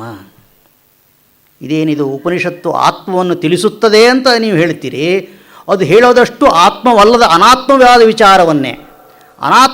ವಿಚಾರವನ್ನೇ ತಿಳಿಸುವಂಥ ಉಪನಿಷತ್ತು ಆತ್ಮವನ್ನು ತಿಳಿಸುತ್ತದೆ ಅಂತ ಹೇಗೆ ಹೇಳೋದು? ಅಂದರೆ ಆತ್ಮವನ್ನು ಉಪನಿಷತ್ತು ತಿಳಿಸೋದು ಅದೇ ದಾರಿಯಿಂದ, ಬೇರೆ ದಾರಿ ಇಲ್ಲ. ನಮ್ಮಲ್ಲಿ ರೇಷನ್ನಿಂದ ಅಕ್ಕಿ ತರ್ತಿದ್ದ ಮುಂಚೆ, ರೇಷನ್ ಅಕ್ಕಿ, ಅದರೊಳಗೆ ಕಲ್ಲು ನೆಲ್ಲುಗಳೆಲ್ಲ ಇರ್ತಿದ್ದು. ನಮ್ಮ ತಾಯಂದಿರು ಅದನ್ನು ಸರಿ ಮಾಡೋಕ್ಕೆ ಕೂತ್ಕೋತಿದ್ರು. ಏನು ಮಾಡ್ತಿದ್ದೀರಾ ಅಂದರೆ ಅಕ್ಕಿ ಆರಿಸ್ತಾ ಇದ್ದೀವಿ ಅಂತ ಹೇಳ್ತಿದ್ರು. ವಾಸ್ತವವಾಗಿ ಅವರು ಅಕ್ಕಿ ಆರಿಸೋದಿಲ್ಲ, ಕಲ್ಲು ನೆಲ್ಲುಗಳನ್ನು ಆರಿಸ್ತಾರೆ. ಹೇಳೋದು ಮಾತ್ರ ಅಕ್ಕಿ ಆರಿಸ್ತಿದ್ದೀವಿ ಅಂತ. ನಮ್ಮ ಉಪನಿಷತ್ತು ಅದೇ ಕಥೆ. ಆತ್ಮನನ್ನು ತಿಳಿಸ್ಕೊಡ್ತೀನಿ ಅಂತ, ಆತ್ಮನನ್ನು ತಿಳಿಸೋದಿಲ್ಲ, ಅದು ಅನಾತ್ಮ ವಸ್ತುವನ್ನು ತಿಳಿಸಿ ಅದನ್ನು ಹೊರಗೆ ಹಾಕೋದು. ಆಮೇಲೆ ಉಳಿದದ್ದೇ ಆತ್ಮ ಅಂತ. ಹೀಗೆ ದ್ರಷ್ಟವ್ಯ, ಆತ್ಮನು ದರ್ಶನಾರ್ಹ ಅಂತ ಅರ್ಥ. ದ್ರಷ್ಟವ್ಯ ಅಂದರೆ ಅವನು ಅನುಭವಿಸಿಕೊಳ್ಳೋದಕ್ಕೆ, ಅನುಭವವನ್ನು ಪಡೆಯೋದಕ್ಕೆ ಅರ್ಹನಾದಂಥ ವಸ್ತುದು ಆತ್ಮಾವ ಅರೇ ದ್ರಷ್ಟವ್ಯ. ಆಯಿತು, ಆತ್ಮನ ದರ್ಶನವನ್ನು ಮಾಡೋಣ. ಹೇಗೆ ಮಾಡೋದು ಅಂದರೆ ಉಪನಿಷತ್ತಿನಿಂದ ಅಂತ ಗೊತ್ತಾಯಿತು. ಉಪನಿಷತ್ತಿನಿಂದ ಹೇಗೆ ಅಂದರೆ ಶ್ರೋತವ್ಯ, ಎರಡನೇ ಮಾತು. ಶ್ರೋತವ್ಯ ಎಂದರೆ ಗುರುಗಳ ಮೂಲಕ ಉಪನಿಷತ್ತಿನ ಶ್ರವಣ ಮಾಡಬೇಕು. ಗುರುಗಳು ಉಪನಿಷತ್ತಿನ ಅರ್ಥವನ್ನು ವಿವರಿಸ್ತಾರೆ, ಉಪನಿಷತ್ತಿನ ವಾಕ್ಯವನ್ನು ಹೇಳಿ ಅದರ ಅರ್ಥವನ್ನು ವಿವರಿಸ್ತಾರೆ. ಅದನ್ನು ಶ್ರದ್ಧಾಪೂರ್ವಕವಾಗಿ ನಾವು ಕೇಳಬೇಕು. ಶ್ರದ್ಧೆ ಅತ್ಯಂತ ಅವಶ್ಯಕ. ಶ್ರದ್ಧೆ ಇಲ್ಲದಿದ್ದರೆ ಉಪನಿಷತ್ತಿನಿಂದ ನಮಗೆ ಯಾವ ಅರ್ಥವೂ ದೊರಕೋದಿಲ್ಲ. ಗೀತೆಯಲ್ಲಿ ಕೃಷ್ಣ ಹೇಳ್ತಾನೆ ಏನೆಂದರೆ ಸಂಶಯಾತ್ಮ ವಿನಶ್ಯತಿ ಅಂತ. ಸಂಶಯದಿಂದ ಕೂಡಿ ನಾವು ಯಾವ ಕೆಲಸ ಮಾಡೋಕ್ಕೆ ಹೋದರೂ ಕೂಡ ಅದರಲ್ಲಿ ಸಾಫಲ್ಯ ನಮಗೆ ಸಿಗೋದಿಲ್ಲ. ಸಾಮಾನ್ಯವಾಗಿ ಲೌಕಿಕ ಕಾರ್ಯದಲ್ಲಿಯೂ ಶ್ರದ್ಧೆ ಬೇಕು. ಶ್ರದ್ಧಾ ಅನ್ನೋ ಶಬ್ದಕ್ಕೆ ನಮ್ಮ ಶಾಸ್ತ್ರದಲ್ಲಿ ಒಂದು ಅರ್ಥ ಕೊಡ್ತಾರೆ, ಆಸ್ತಿಕ್ಯ ಬುದ್ಧಿ ಅಂತ. ಏನು ಆಸ್ತಿಕ್ಯ ಬುದ್ಧಿ ಅಂದರೆ, ಈ ಕಾರ್ಯದಿಂದ ಅಥವಾ ನಾವು ಮಾಡುವ ಯಾವುದೇ ಒಂದು ಕಾರ್ಯಕ್ಕೂ ಒಂದು ಫಲ ಇದ್ದೇ ಇದೆ ಎನ್ನುವ ದೃಢವಾದ ನಂಬಿಕೆ. ಯಾವುದೋ ಒಂದು ಕೆಲಸ ಮಾಡ್ತೇವೆ, ಅದು ಲೌಕಿಕ ಕೆಲಸವಾಗ್ಬೋದು, ವೈದಿಕ ಕೆಲಸವಾಗ್ಬೋದು, ಯಾವುದಾದ್ರೂ ಆಗ್ಬೋದು. ನಾವು ಮಾಡುತ್ತಿರುವಂಥ ಕೆಲಸಕ್ಕೆ, ನಾವು ಮಾಡಲು ಹೊರಟಿರುವ ಕೆಲಸಕ್ಕೆ ಅವಶ್ಯವಾಗಿ ಒಂದು ಫಲ ಇದ್ದೇ ಇದೆ. ಈ ದೃಢನಂಬಿಕೆ ಇದ್ದರೆ ಮಾತ್ರ ಮನುಷ್ಯ ಆ ಕೆಲಸವನ್ನು ಸಮರ್ಪಕವಾಗಿ ಮಾಡ್ತಾನೆ, ಆಸಕ್ತಿಪೂರ್ಣವಾಗಿ ಮಾಡ್ತಾನೆ. ಫಲ ಇದೆಯೋ ಇಲ್ಲವೋ ಗೊತ್ತಿಲ್ಲ, ಯಾರ್ಯಾರೋ ಹೇಳಿದ್ದಾರೆ, ಇದನ್ನು ಮಾಡಿ ನೋಡೋಣ ಅನ್ನುವ ಭಾವನೆಯಿಂದ ಮಾಡಿದರೆ ಅದು ಸಿಗೋದಿಲ್ಲ. ನಮ್ಮ ಹಿರಿಯರು ಹೇಳ್ತಾರೆ, ನಮ್ಮ ಅನೇಕ ಕರ್ಮಗಳು, ಲೌಕಿಕ ಕರ್ಮಗಳಾದರೂ ವೈದಿಕ ಕರ್ಮಗಳಾಗಿರ್ಬೋದು, ನಾವು ದೃಢವಾದ ನಿರ್ಧಾರದಿಂದ ಮಾಡದೇ ಇರುವುದರಿಂದ ನಮಗೆ ಆಯಾಯ ಕರ್ಮಗಳಿಗೆ ಶಾಸ್ತ್ರದಲ್ಲಿ ಹೇಳಿದ ಫಲ ಸಿಗುವುದಿಲ್ಲ. ದೃಢ ನಿರ್ಧಾರವಿಲ್ಲದೇ ಇರೋದೇ ಕಾರಣ, ಶ್ರದ್ಧೆ ಇಲ್ಲದೇ ಇರೋದೇ ಕಾರಣ. ಹೀಗೆ ಉಪನಿಷತ್ತನ್ನು ಶ್ರದ್ಧಾಪೂರ್ವಕವಾಗಿ ಗುರುಮುಖದಿಂದ ಕೇಳಿದಾಗ ನಮಗೆ ಆ ಉಪನಿಷತ್ತಿನ ಅರ್ಥ ದೊರೆಯುತ್ತದೆ. ಇದರಿಂದ ಏನಾಗುತ್ತದೆ, ಈ ಶ್ರವಣದಿಂದ ಆತ್ಮನನ್ನು ತಿಳಿಯುವುದಕ್ಕೆ ಯಾವ ಪ್ರಮಾಣವೂ ಇಲ್ಲ ಅನ್ನುವ ಭಾವನೆ ತೊಲಗಿ ಉಪನಿಷತ್ತು ಅದಕ್ಕೆ ಪರಮ ಪ್ರಮಾಣ. ಅದು ಹೇಗಾದರೂ ತಿಳಿಸ್ಕೊಡ್ಲಿ, ಇತ್ಯಾತ್ಮಕವಾಗಿ ಆದರೂ ತಿಳಿಸ್ಕೊಡ್ಲಿ, ನೇತ್ಯಾತ್ಮಕವಾಗಿ ಆದರೂ ತಿಳಿಸ್ಕೊಡ್ಲಿ, ಆತ್ಮನ ಕಡೆಗೆ ನಮ್ಮನ್ನು ಒಯ್ಯುತ್ತದೆ. ಆದುದರಿಂದ ಉಪನಿಷತ್ತಿನ ಶ್ರವಣ ಮಾಡಬೇಕು. ಆಚಾರ್ಯರು ಒಂದು ಕಡೆ ಹೇಳ್ತಾರೆ, ಹಾಗಿದ್ದರೆ ದ್ರಷ್ಟವ್ಯ ಇತ್ಯಾದಿ ವಿಧಿ ಛಾಯಾನಿ ವಾಕ್ಯಾನಿ ಕಿಮರ್ಥಾನಿ. ದ್ರಷ್ಟವ್ಯ ನೋಡಬೇಕು ಅನ್ನುವಂಥ ವಿಧಿ ಇದ್ದ ಹಾಗೆ ತೋರ್ತದೆ ಇಲ್ಲಿ. ಈ ವಿಧಿಯಂತೆ ತೋರುವ ಈ ವಾಕ್ಯಗಳು ಯಾಕೆ ಅಂದರೆ ಸ್ವಾಭಾವಿಕ ಪ್ರವೃತ್ತಿ ವಿಮುಖೀಕರಣಾರ್ಥಾನೀತಿ ಬ್ರೂಮ. ಮನುಷ್ಯನ ಸ್ವಾಭಾವಿಕವಾದ ಪ್ರವೃತ್ತಿ ಪ್ರಪಂಚದ ಕಡೆಗಿದೆ. ಆ ಪ್ರವೃತ್ತಿಯಿಂದ ಆತನನ್ನು ಹೊರಡಿಸಿ ಆತ್ಮನ ಕಡೆಗೆ ತಿರುಗಿಸುವುದಷ್ಟೇ ಈ ವಿಧಿಯ ದ್ರಷ್ಟವ್ಯ ಮುಂತಾದ ಶಬ್ದಗಳ ಕಾರ್ಯ ಹೊರತು ಅದು ಆತ್ಮನ ಕಡೆಗೆ ನಮ್ಮನ್ನು ತೊಳೋದಿಲ್ಲ, ಪ್ರಪಂಚದಿಂದ ನಮ್ಮನ್ನು ತಿರುಗಿಸುತ್ತದೆ. ಪ್ರಪಂಚದಿಂದ ನಮ್ಮನ್ನು ಈ ಕಡೆ ತಿರುಗಿಸಿದ ಸಾಕು, ಮತ್ತು ಆತ್ಮನ ಕಡೆಗೆ ಹೊರಳೋದು ಬೇಕಾಗಿಲ್ಲ. ಯಾಕೆಂದರೆ ಪ್ರತಿಯೊಬ್ಬರಿಗೂ ಆತ್ಮನ ಜ್ಞಾನ ಇದ್ದೇ ಇದೆ. ಸರ್ವೋ ಹಿ ಆತ್ಮಾಸ್ತಿತ್ವಂ ಪ್ರತ್ಯೇತಿ. ಆತ್ಮನ ಪರಿಚಯ ಇಲ್ಲ ಅಂತ ಯಾರೂ ಹೇಳೋ ಹಾಗಿಲ್ಲ. ಪ್ರತಿಯೊಬ್ಬರಿಗೂ ಆತ್ಮನ ಪರಿಚಯ ಇದೆ. ಆದರೆ ಏನಾಗಿದೆ, ಆ ಆತ್ಮ ವಸ್ತುವಿನ ಜೊತೆಗೆ ಅನಾತ್ಮ ವಸ್ತುಗಳನ್ನು ಸೇರಿಸಿಕೊಂಡು ನಾವು ಆತ್ಮ ಅಂತ ಕರೀತಾ ಇದ್ದೇವೆ. ಇಲ್ಲಿ ನಮ್ಮ ಪ್ರಯತ್ನ ಏನು ಎಂದರೆ ಆ ಅನಾತ್ಮ ವಸ್ತುವನ್ನು ಹೊರಹಾಕೋದಷ್ಟೇ.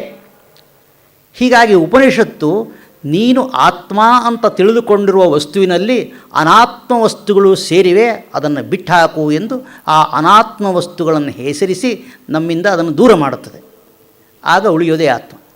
ಹೀಗಾಗಿ ಆತ್ಮನನ್ನು ಅರಿತುಕೋ ಅಂದರೆ ಅದಕ್ಕೆ ಇದೇ ಅರ್ಥ. ಅದೇ ರೀತಿಯಾಗಿ ಶ್ರೋತವ್ಯ, ಆತ್ಮನ ವಿಷಯಕವಾಗಿ ಉಪನಿಷತ್ತನ್ನು ಶ್ರವಣ ಮಾಡು. ಉಪನಿಷತ್ತು ಆತ್ಮನ ಸ್ವರೂಪವನ್ನು ಹೇಳುತ್ತದೆ. ಕೆಲವು ವಿಧಿ ರೂಪದಲ್ಲಿ ಹೇಳುತ್ತದೆ. ಹೇಗೆ ಅಂದರೆ ನೇರವಾದ ಆತ್ಮನನ್ನು ತೋರಿಸೋದಿಲ್ಲ.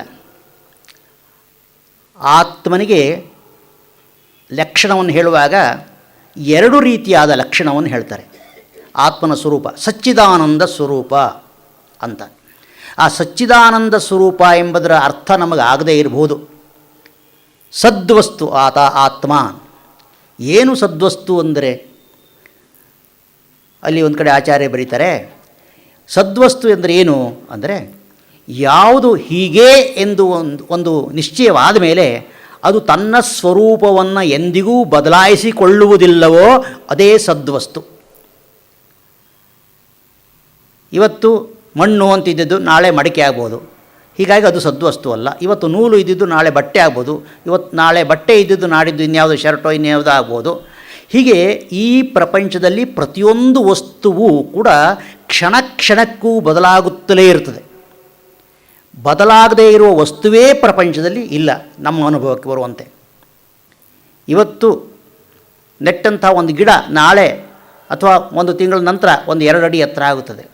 ಅದು 2 ಅಡಿ ಎತ್ತರ ಒಂದೇ ದಿನದಲ್ಲಿ ಆಗಿದ್ದಲ್ಲ, ಪ್ರತಿ ಕ್ಷಣದಲ್ಲಿಯೂ ಅದು ಎತ್ತರ ಆಗ್ತಾ ಹೋಗ್ತಾ ಇದೆ.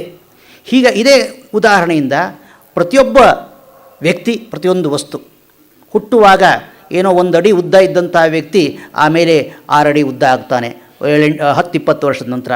ಅದೇನು ಒಂದೇ ಕ್ಷಣದಲ್ಲಿ ಆಗಿದ್ದಲ್ಲ, ಹಂತವಾಗಿ ಅವನ ಶರೀರದಲ್ಲಿ ಬದಲಾವಣೆ ಆಗ್ತಾ ಇರ್ತದೆ. ನಾವೆಲ್ಲರೂ ಅಷ್ಟೇ.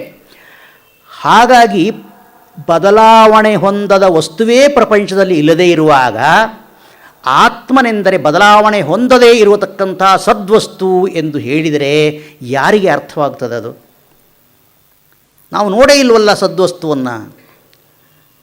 ಅದಕ್ಕೆ ಹೇಳ್ತಾರೆ ಸದ್ವಸ್ತು ಎಂದರೆ ಅಸದ್ವಸ್ತು ಅಲ್ಲ ಅಂತ ಅರ್ಥ ಅಷ್ಟೇ.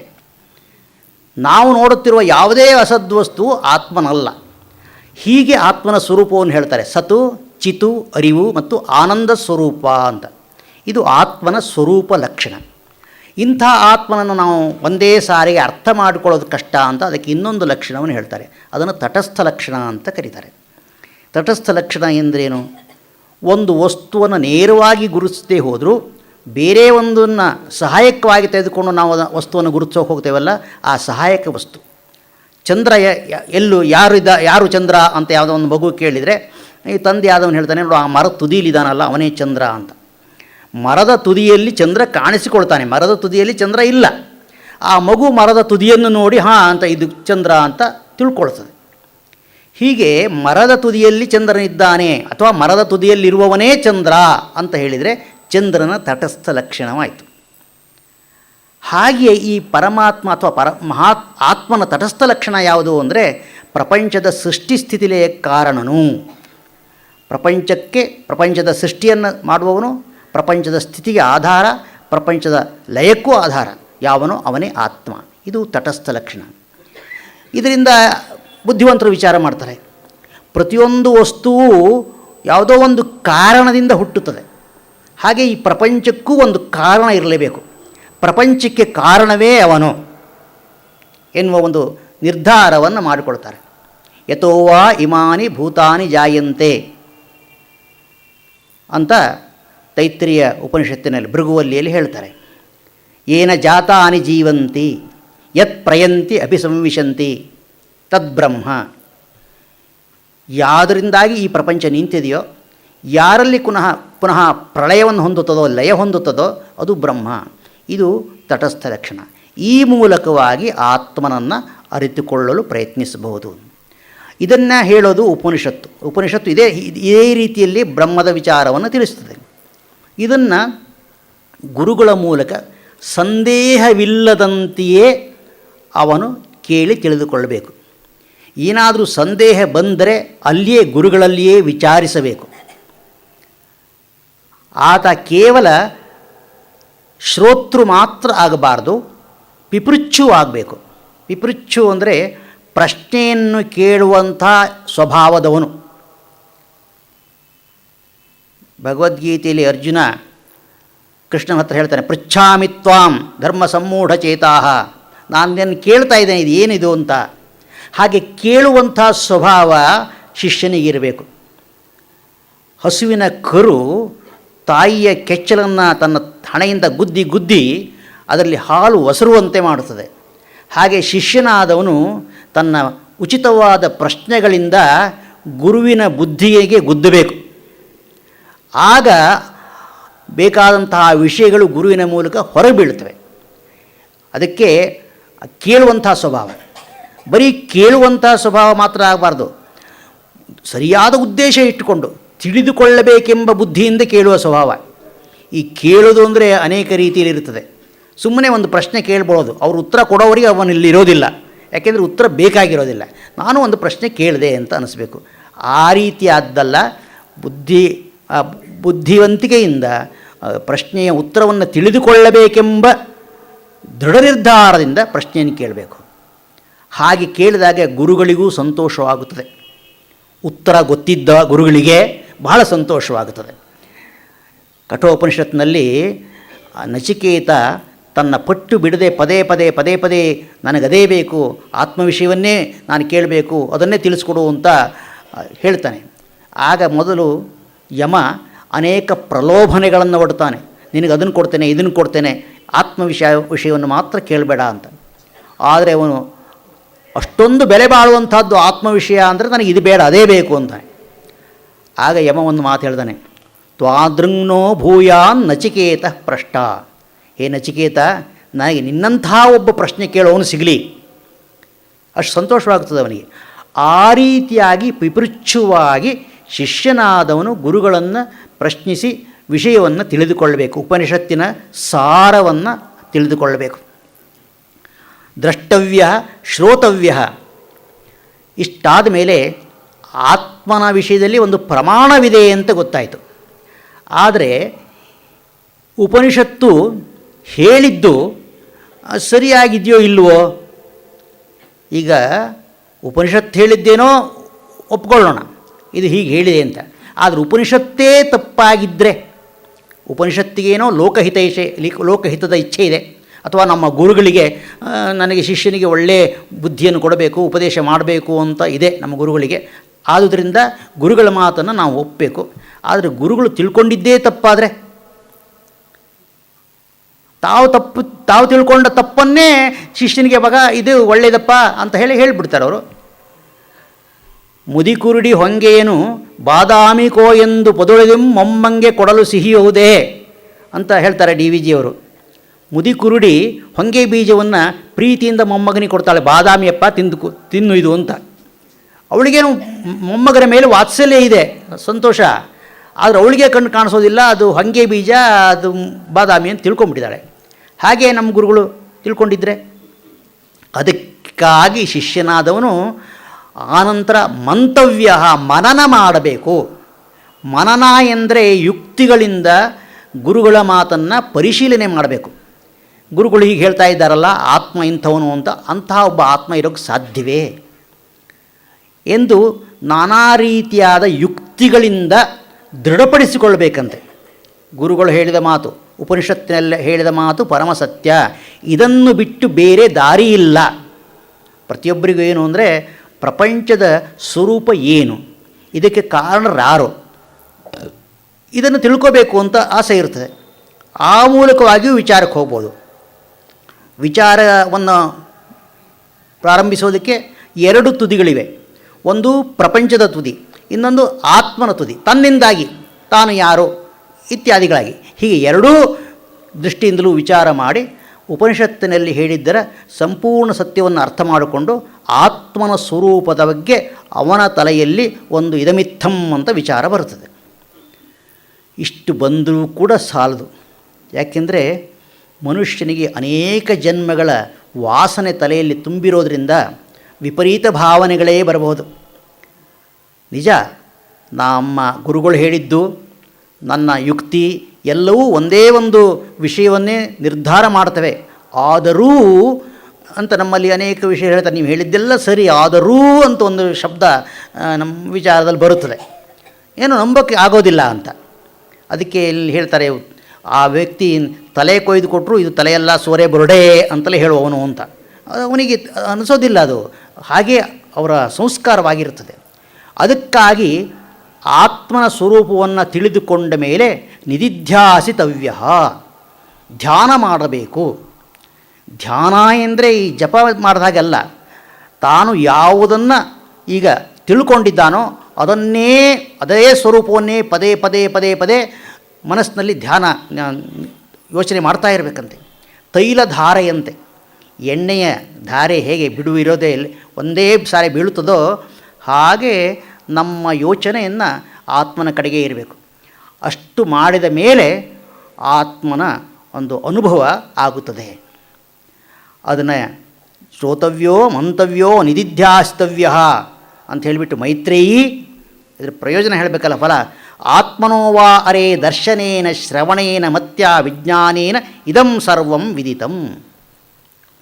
ಆತ್ಮನನ್ನು ದರ್ಶನ ಮಾಡುವುದರಿಂದ, ಅನುಭವಕ್ಕೆ ತಂದುಕೊಳ್ಳೋದ್ರಿಂದ, ಆಮೇಲೆ ಶ್ರವಣ ಮಾಡಿದ್ದರಿಂದ, ಮನನ ಮಾಡಿದ್ದರಿಂದ, ವಿಜ್ಞಾನ ಎಂದರೆ ಧ್ಯಾನ ಮಾಡಿದ್ದರಿಂದ, ಆತ್ಮ ಅನುಭವ ಆದಾಗ ಇದಂ ಸರ್ವಂ ವಿದಿತಂ, ಇದೆಲ್ಲವೂ ತಿಳಿಯಲ್ಪಡುತ್ತದೆ. ಇದೆಲ್ಲ ಅಂತ ಅವರು ಪ್ರಪಂಚವನ್ನು ತೋರಿಸ್ತಾರೆ.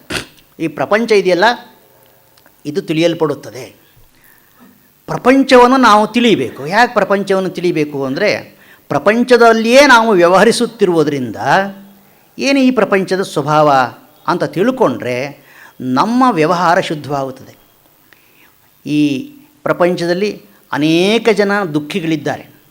ಅವರ ದುಃಖಕ್ಕೆ ಏನು ಕಾರಣ ಎಂದರೆ, ಅವರು ಪ್ರಪಂಚವನ್ನು ಸರಿಯಾಗಿ ಅರ್ಥ ಮಾಡಿಕೊಳ್ಳದೇ ಇರೋದೇ. ಎಲ್ಲಿ ಏನನ್ನು ಹುಡುಕಬೇಕೋ ಅಲ್ಲಿ ಅದನ್ನು ಹುಡುಕದೆ ಬೇರೆ ಕಡೆಯಲ್ಲಿ ಹುಡುಕಕ್ಕೆ ತೊಡಗುತ್ತಾರೆ. ಸುಖವನ್ನು ಎಲ್ಲಿ ಅರಸಬೇಕಾಗಿತ್ತೋ, ಯಾಕಂದರೆ ಎಲ್ಲರೂ ಸುಖವನ್ನು ಅರಸುವವರು, ಎಲ್ಲರೂ ಸುಖಾನ್ವೇಷಿಗಳು. ಆ ಸುಖವನ್ನು ಎಲ್ಲಿ ಹುಡುಕಬೇಕಿತ್ತೋ ಅಲ್ಲಿ ಹುಡುಕದೆ ಅವರು ಸುಖವೇ ಇಲ್ಲದ ಜಾಗದಲ್ಲಿ ಹುಡುಕ್ತಿದ್ದಾರೆ. ಆದುದರಿಂದ ಅವರಿಗೆ ದುಃಖ. ಅದಕ್ಕೆ ಮೂಲ ಉದ್ದೇಶ ಏನು? ಪ್ರಪಂಚವನ್ನು ಸರಿಯಾಗಿ ಅರ್ಥ ಮಾಡಿಕೊಳ್ಳದೇ ಇರೋದು. ಪ್ರಪಂಚವನ್ನು ಅರ್ಥ ಮಾಡಿಕೊಂಡಾಗ ಇಂಥ ಸಂದರ್ಭ ಬರೋದಿಲ್ಲ. ಅದಕ್ಕೋಸ್ಕರ ಮೈತ್ರೇಯಿ, ಈ ಪ್ರಪಂಚವನ್ನು ಅರ್ಥ ಮಾಡಿಕೊಳ್ಳೋಕೆ ಇರೋದು ಒಂದೇ ದಾರಿ ಆತ್ಮಜ್ಞಾನ. ಆತ್ಮವನ್ನು ತಿಳಿದರೆ ಪ್ರಪಂಚವೆಲ್ಲ ತಿಳಿದ ಹಾಗೆ. ಇದು ಹೇಗೆ ಸಾಧ್ಯ? ನಾವು ತಿಳ್ಕೊಳ್ಬೇಕು ಅಂತಿರೋದು ಪ್ರಪಂಚವನ್ನು, ನೀವು ತಿಳಿಬೇಕು ಅಂತ ಹೇಳಿರೋದು ಆತ್ಮವನ್ನು. ಆತ್ಮವನ್ನು ತಿಳಿದರೆ, ಒಂದು ವಸ್ತುವನ್ನು ತಿಳಿದರೆ ಇನ್ನೊಂದು ವಸ್ತುವನ್ನು ತಿಳಿದಂತಾಗುತ್ತದೆಯೇ? ಹಸುವನ್ನು ತಿಳಿದರೆ ಕುದುರೆಯನ್ನು ತಿಳಿದಂತಾಗುತ್ತದೆಯೇ? ಇದು ವ್ಯಾವಹಾರಿಕವಾಗಿ ಕೂಡ ಇದು ಸರಿ ಅಂತ ಅನಿಸೋದಿಲ್ಲ.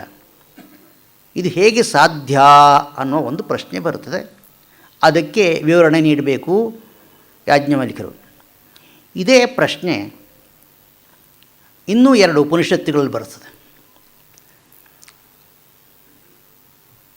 ಬ್ರಹ್ಮಸೂತ್ರದಲ್ಲಿ 1ನೇ ಅಧ್ಯಾಯದ ಕೊನೆಯ 4ನೇ ಪಾದದ ಕೊನೆಯ ಅಧಿಕರಣಕ್ಕಿಂತ ಹಿಂದಿನ ಒಂದು ಅಧಿಕರಣ, ಒಂದು ಸಂದರ್ಭದಲ್ಲಿ ಬಾದರಾಯಣರು ಯಾಕೆ ಬ್ರಹ್ಮವನ್ನು ಅರಿತರೆ ಪ್ರಪಂಚವನ್ನೆಲ್ಲ ಅರಿತಂತಾಗುತ್ತದೆ ಅನ್ನೋದಕ್ಕೆ ಒಂದು ಕಾರಣ ಕೊಡ್ತಾರೆ.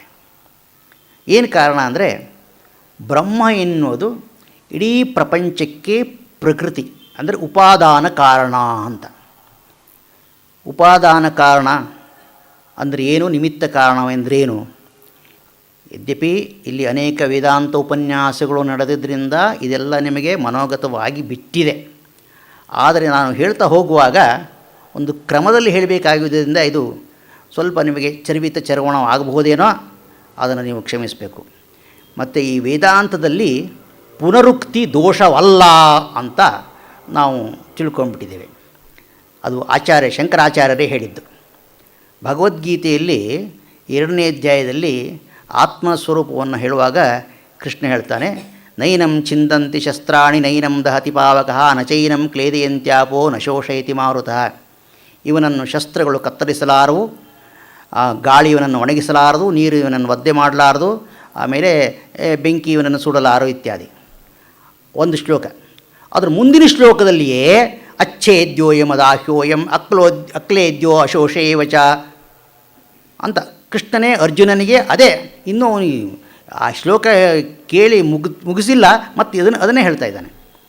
ಏನು ಕೃಷ್ಣನಿಗೆ ಬೇರೆ ವಿಷಯವೇ ಇಲ್ಲ, ಹೇಳಿದ್ದನ್ನೇ ಹೇಳ್ತಾನಲ್ಲ. ಅದು ಒಂದು ಅರ್ಧ ಗಂಟೆ ಬಿಟ್ಟು ಹೇಳಿದರೆ ಪರವಾಗಿರಲಿಲ್ಲ. ಕೆಲವರಿಗೆ ಇವತ್ತು ಹೇಳಿದ್ದು ನಾಳೆ ಮರ್ತೋಗ್ಬಿಡ್ತದೆ. ಅದು ಈ ಪ್ರವಚನಕಾರರ ಭಾಗ್ಯ. ಆದರೆ ಈ ಕೃಷ್ಣನಿಗೆ ತಕ್ಷಣ ಹೇಳ್ತಾ ಇದ್ದಾನೆ ಕೃಷ್ಣ ಅರ್ಜುನನಿಗೆ. ಅಂದರೆ ಅಲ್ಲಿ ಆಚಾರ್ಯರು ಬರೀತಾರೆ, ನೈತೇಷಾಂ ವಾಕ್ಯಾನಾಂ ಪೌನರುಕ್ತಿಯಂ ಚೋದನೀಯಂ.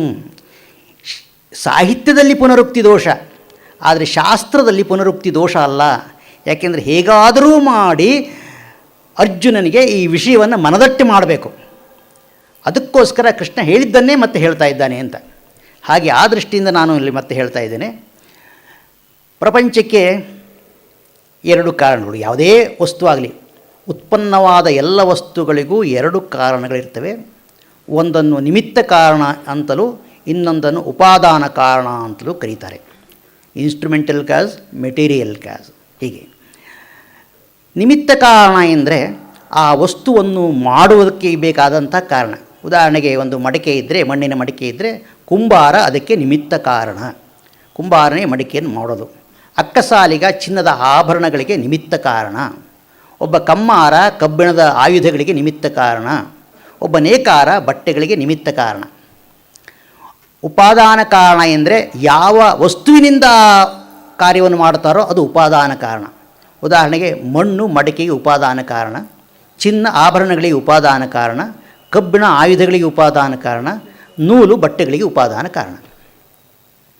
ಸಾಮಾನ್ಯವಾಗಿ ಲೋಕದಲ್ಲಿ ಕಂಡಿರೋದೇನು ಅಂದರೆ ಇವೆರಡೂ ಬೇರೆ ಬೇರೆ. ಅಂದರೆ ಉಪಾದಾನ ಕಾರಣವೇ ಬೇರೆ, ನಿಮಿತ್ತ ಕಾರಣವೇ ಬೇರೆ. ಕುಂಬಾರನೇ ಬೇರೆ, ಮಣ್ಣೇ ಬೇರೆ. ಕುಂಬಾರ ಮಣ್ಣನ್ನು ತೆಗೆದುಕೊಂಡು ಮಡಿಕೆಯನ್ನು ಮಾಡ್ತಾನೆ.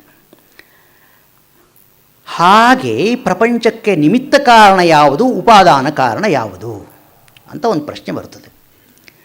ನಿಮಿತ್ತ ಕಾರಣ ಭಗವಂತ ಸಂದೇಹವೇ ಇಲ್ಲ. ಎಲ್ಲ ಶಾಸ್ತ್ರಗಾರರು ಅದನ್ನು ಒಪ್ಪಿಕೊಂಡು ಬಿಟ್ಟಿದ್ದಾರೆ. ಭಗವಂತನು ಈ ಪ್ರಪಂಚವನ್ನು ಮಾಡಿದ್ದಾನೆ. ಕುಂಬಾರನು ಮಡಿಕೆಯನ್ನು ಮಾಡದ ಹಾಗೆ ಪ್ರಪಂಚಕ್ಕೆ ಭಗವಂತನೇ ನಿಮಿತ್ತ ಕಾರಣ. ಉಪಾದಾನ ಕಾರಣ ಯಾವುದು? ಉಪಾದಾನ ಕಾರಣವು ಭಗವಂತನೇ ಅಂತಾರೆ ಬಾದರಾಯಣರು. ಯಾಕೆ ಪ್ರಕೃತಿಶ್ಚ? ಯಾಕೆ ಅಂದರೆ ಭಗವಂತನೊಬ್ಬನನ್ನು ನಾವು ಅನಾದಿ ಅಂತ ಒಪ್ಪಿದ್ದೇವೆ. ಇಷ್ಟೆಲ್ಲ ಉಪನಿಷತ್ತು ಹೇಳ್ತೇವೆ. ಸದೇವ ಸೌಮ್ಯ ಇದಮಗ್ರಾಸಿ. ಪ್ರಪಂಚ ಸೃಷ್ಟಿಗೆ ಮುಂಚೆ ಸದ್ರೂಪನಾದಂಥ ಒಬ್ಬ ವ್ಯಕ್ತಿ ಇದ್ದ. ಒಬ್ಬ ವ್ಯಕ್ತಿ, ಮತ್ತು ಬೇರೆ ಯಾರೂ ಇರಲಿಲ್ಲ. ಅವನು ಪ್ರಪಂಚವನ್ನು ಸೃಷ್ಟಿಸಿದ. ಒಬ್ಬ ವ್ಯಕ್ತಿ ಇದ್ದಾಗ ಮತ್ತೊಂದು ಉಪಾದಾನ ಕಾರಣವಾಗಿ ಇನ್ನೊಂದು ಇರೋಕ್ಕೆ ಸಾಧ್ಯವಿಲ್ಲ. ಕುಂಬಾರನೊಬ್ಬನೇ ಇದ್ದ ಅಂದರೆ ಮಣ್ಣಿಲ್ಲದೆ ಅವನ ಮಡಿಕೆಯನ್ನು ಹೇಗೆ ಮಾಡ್ತಾನೆ? ಅದೇ ರೀತಿಯಲ್ಲಿ ಪರಮಾತ್ಮನೊಬ್ಬನೇ ಇದ್ದ, ಅವನು ಪ್ರಪಂಚಾಕಾರವಾಗಿ ತೋರಿಕೊಂಡ. ಅಂದರೆ ಈ ಪ್ರಪಂಚಕ್ಕೆ ನಿಮಿತ್ತ ಕಾರಣನೂ ಅವನೇ, ಉಪಾದಾನ ಕಾರಣನೂ ಅವನೇ. ಉಪಾದಾನ ಕಾರಣವನ್ನು ಅರಿತರೆ ಅದರಿಂದ ಮಾಡಿದ ಎಲ್ಲ ಕಾರ್ಯಗಳನ್ನು ಅರಿತಂತೆ, ತಾತ್ವಿಕವಾಗಿ ಅರಿತಂತೆ. ಅಲ್ಲಿ ದೃಷ್ಟಾಂತ ಕೊಡ್ತಾರೆ. ಮಣ್ಣಿನ ಮುದ್ದೆಯನ್ನು ಅರಿತರೆ ಇದು ಮಣ್ಣು ಅಂತ ಗೊತ್ತಾದ ಮೇಲೆ ಮಣ್ಣಿನಿಂದ ಮಾಡಿದ ಎಲ್ಲ ಪದಾರ್ಥಗಳನ್ನು ತಿಳಿದಂತಾಗುತ್ತದೆ. ಮತ್ತು ಹೊಸದಾಗಿ ತಿಳಿಬೇಕಾದದ್ದೇನೂ ಇರೋದಿಲ್ಲ. ಯಾಕೆಂದರೆ ಅದು ಆಕಾರ ಬೇರೆ, ಹೆಸರು ಬೇರೆ ಇರ್ಬೋದು. ಮಡಿಕೆ, ಕುಡಿಕೆ, ಹಣತೆ, ಇನ್ನೇನೋ ಹೆಸರು ಬೇರೆ ಇರ್ಬೋದು, ಅದರ ಆಕಾರ ಬೇರೆ ಇರ್ಬೋದು. ಆದರೆ ಅದರ ತತ್ವ ಏನು? ಎಲ್ಲದರ ತತ್ವವು ಮಣ್ಣೇ. ಹೀಗಾಗಿ ಮಣ್ಣಿನಿಂದ ಮಾಡಿದ ಎಲ್ಲ ವಸ್ತುಗಳ ತತ್ವವನ್ನು ಅರಿತಂತಾಗುತ್ತದೆ. ಅದೇ ರೀತಿ ಪ್ರಪಂಚಕ್ಕೆ ಉಪಾದಾನ ಕಾರಣ ಯಾವುದೋ ಅದನ್ನು ಅರ್ಥ ಮಾಡಿಕೊಂಡರೆ, ಪ್ರಪಂಚವನ್ನು ಅರ್ಥ ಮಾಡಿಕೊಂಡ ಹಾಗೆ, ಪ್ರಪಂಚದ ತತ್ವವನ್ನು ಅರ್ಥ ಮಾಡಿಕೊಂಡ ಹಾಗೆ.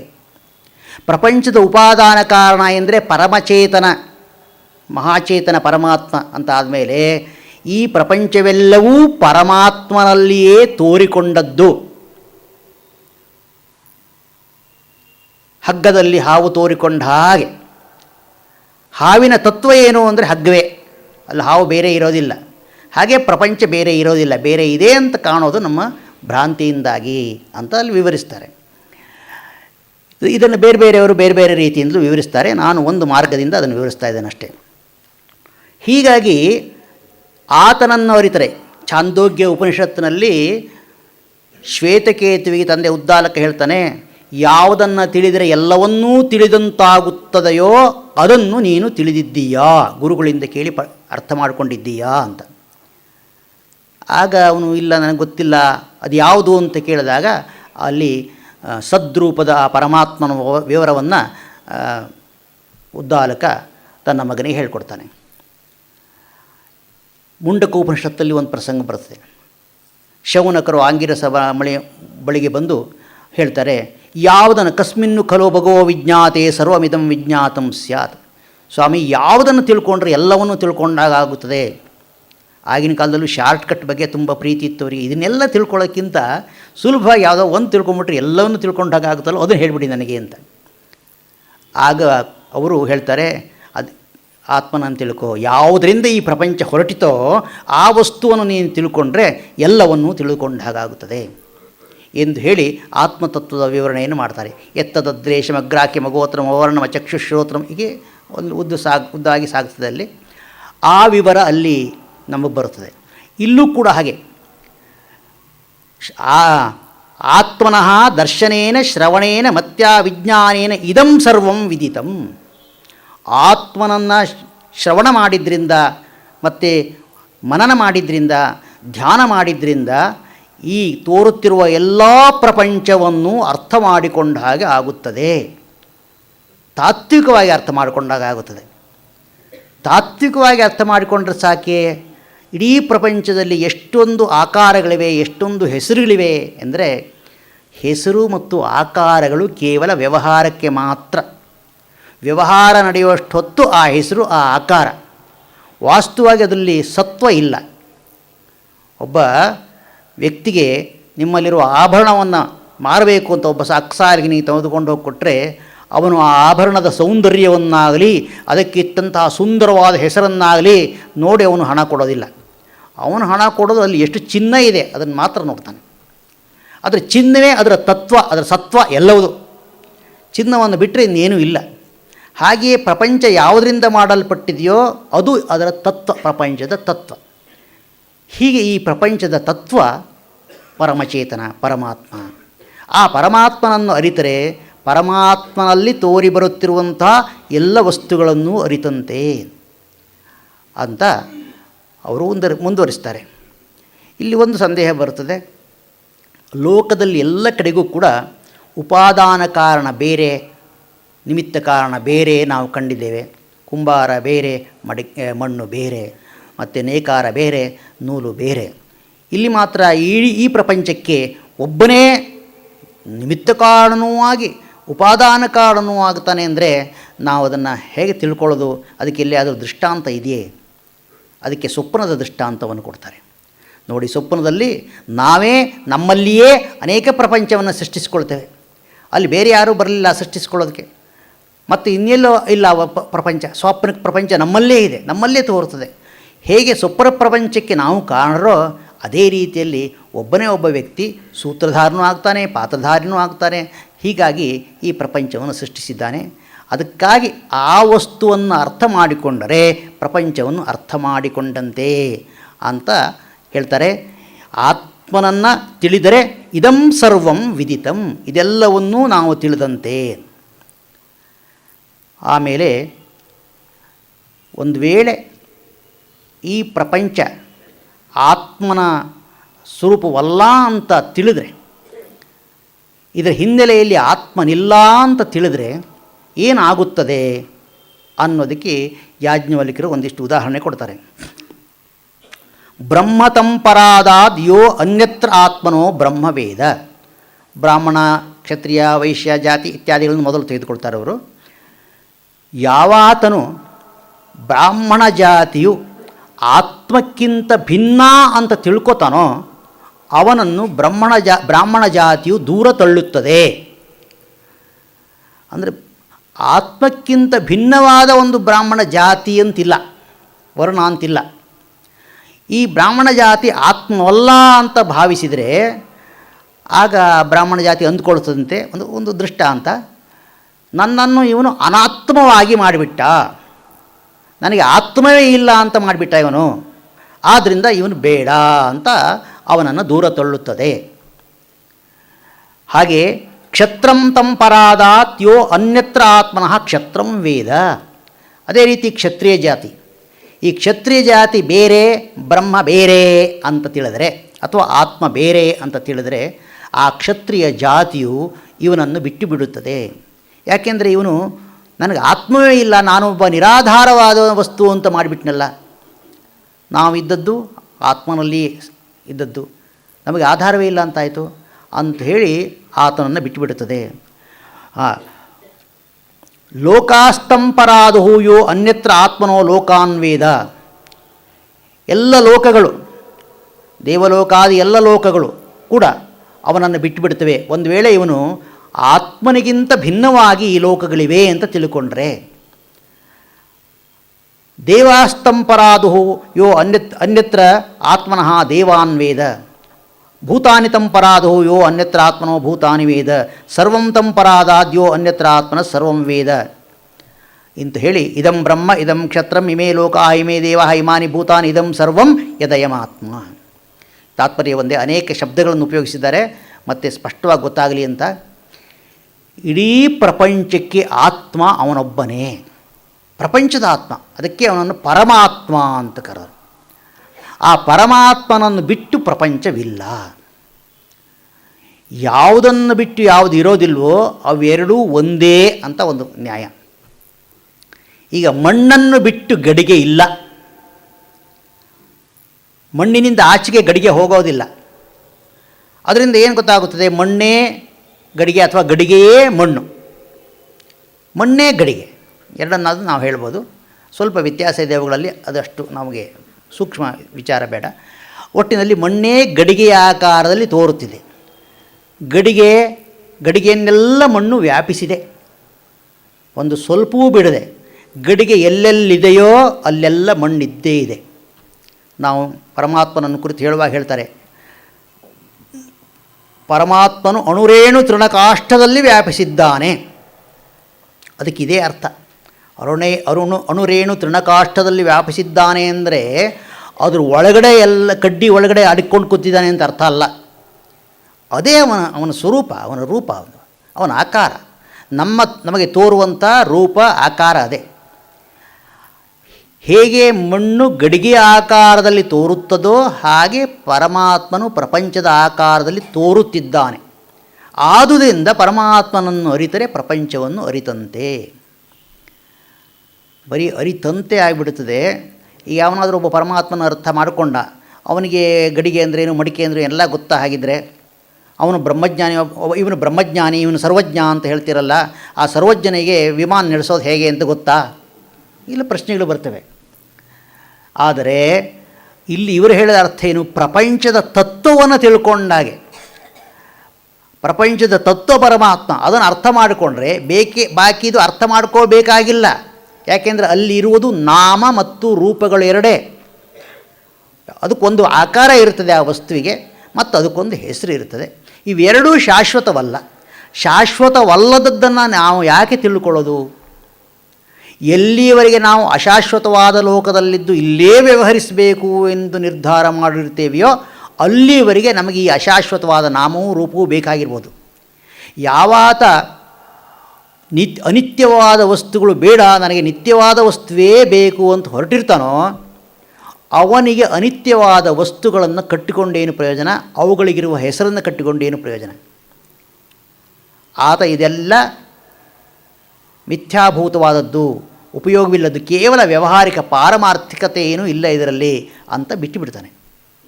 ಹೀಗಾಗಿ ಯಾವಾತನು ಆತ್ಮಕ್ಕಿಂತ ಭಿನ್ನವಾಗಿದ್ದು ಏನಾದರೂ ಇದೆ ಅಂತ ತಿಳ್ಕೊಳ್ತಾನೋ ಅವನನ್ನು ಅವು ಬಿಡುತ್ತವೆ. ಅಂದರೆ ಅರ್ಥ, ಆತ್ಮಕ್ಕಿಂತ ಭಿನ್ನವಾದಂತಹ ವಸ್ತು ಪ್ರಪಂಚದಲ್ಲಿ ಇರೋದಕ್ಕೆ ಸಾಧ್ಯವೇ ಇಲ್ಲ ಅನ್ನೋದನ್ನು ತೋರಿಸಬೇಕಾಗಿದೆ. ಕೊನೆಗೆ ಅದೇ ಹೇಳ್ತಾ, ಇದಂ ಸರ್ವಂ ಯದಯಮಾತ್ಮ, ಇದಂ ಸರ್ವಂ, ಇದೆಲ್ಲವೂ ಇದು ಎಂದು ಅವರು ತೋರಿಸುತ್ತಿರುವುದು ಪ್ರಪಂಚವನ್ನು. ಇದೆಲ್ಲವೂ ಅಯಂ ಆತ್ಮ, ಈ ಆತ್ಮನೇ. ಉಪನಿಷತ್ತು ಸ್ಪಷ್ಟವಾಗಿ ಹೇಳುತ್ತದೆ, ಈ ಪ್ರಪಂಚವೆಲ್ಲವೂ ಆತ್ಮನೇ. ಪ್ರಪಂಚವೆಲ್ಲವೂ ಆತ್ಮನೇ ಅಂದರೆ ಆತ್ಮನ ಒಂದು ತೋರಿಕೆ ಅಷ್ಟೇ. ಆಭರಣದ ಅಂಗಡಿಗಳಲ್ಲಿ ನಾನಾ ರೀತಿಯಾದ ಆಭರಣಗಳಿರ್ತವೆ, ಅದರ ಹೆಸರು ಬೇರೆ, ಆಕಾರ ಬೇರೆ, ಅವರ ತೂಕ ಬೇರೆ, ಆದರೆ ತಿಳಿದವರು ಏನು ಹೇಳ್ತಾರೆ, ಇದೆಲ್ಲವೂ ಚಿನ್ನವೇ ಅಂದ ಹಾಗೆ ಇದೆಲ್ಲವೂ ಆತ್ಮನೇ. ಇದೆಲ್ಲವೂ ಆತ್ಮನೇ ಅಂತ ಹೇಳಿಬಿಟ್ರೆ ಸಾಕೆ, ಏನಾದರೂ ಅದಕ್ಕೆ ವಿವರಣೆ ಬೇಡವೇ? ಉದಾಹರಣೆಗಲ್ಲಿ ಛಾಂದೋಗ್ಯ ಉಪನಿಷತ್ತಲ್ಲಿ ವಿವರಣೆ ಕೊಟ್ಟಿದ್ದಾರೆ. ಇದೇ ಮಣ್ಣಿನ ಅಥವಾ ಚಿನ್ನದ ಆಭರಣದ ಉದಾಹರಣೆ ಕೊಟ್ಟಿದ್ದಾರೆ. ಆಮೇಲೆ ಮುಂಡಕೋಪನಿಷತ್ನಲ್ಲಿ ಕೊಟ್ಟಿದ್ದಾರೆ. ಯಥಾ ಪುರುಷಾತ್ ಕೇಶಲೋಮಾನಿ ಯಥೋರ್ಣನಾಭಿಸೃಜತೆ ಗೃಹ್ಣತೆ ಚ ಯಥಾ ಪೃಥಿವ್ಯಾ ಮೋಷಧಯ ಸಂಭವಂತಿ ಯಥಾ ಪುರುಷಾತ್ ಕೇಶಲೋಮಾನಿ ತಥಾ ಅಕ್ಷರಾತ್ ಸಂಭವತಿ ಇಹ ವಿಶ್ವಂ ಅಂತ ಮುಂಡಕೋಪನಿಷತ್ತಲ್ಲಿ ಆತ್ಮ ಮತ್ತು ಪ್ರಪಂಚದ ಸಂಬಂಧದ ಬಗ್ಗೆ ಒಂದು ವಿವರಣೆ ಕೊಟ್ಟಿದ್ದಾರೆ.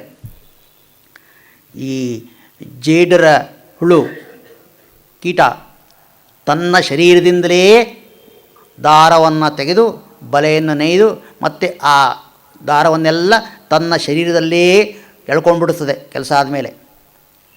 ಹಾಗೆ ಭೂಮಿಯಲ್ಲಿ ವನಸ್ಪತಿಗಳು ಹುಟ್ಟುತ್ತವೆ, ನಾನಾ ವನಸ್ಪತಿಗಳು ಭೂಮಿಯಿಂದ ಮೇಲೆ ಕೇಳ್ತವೆ, ಪುನಃ ಭೂಮಿಯಲ್ಲಿಯೇ ಅವು ಲೀನವಾಗ್ತವೆ ಅಲ್ಲಿ.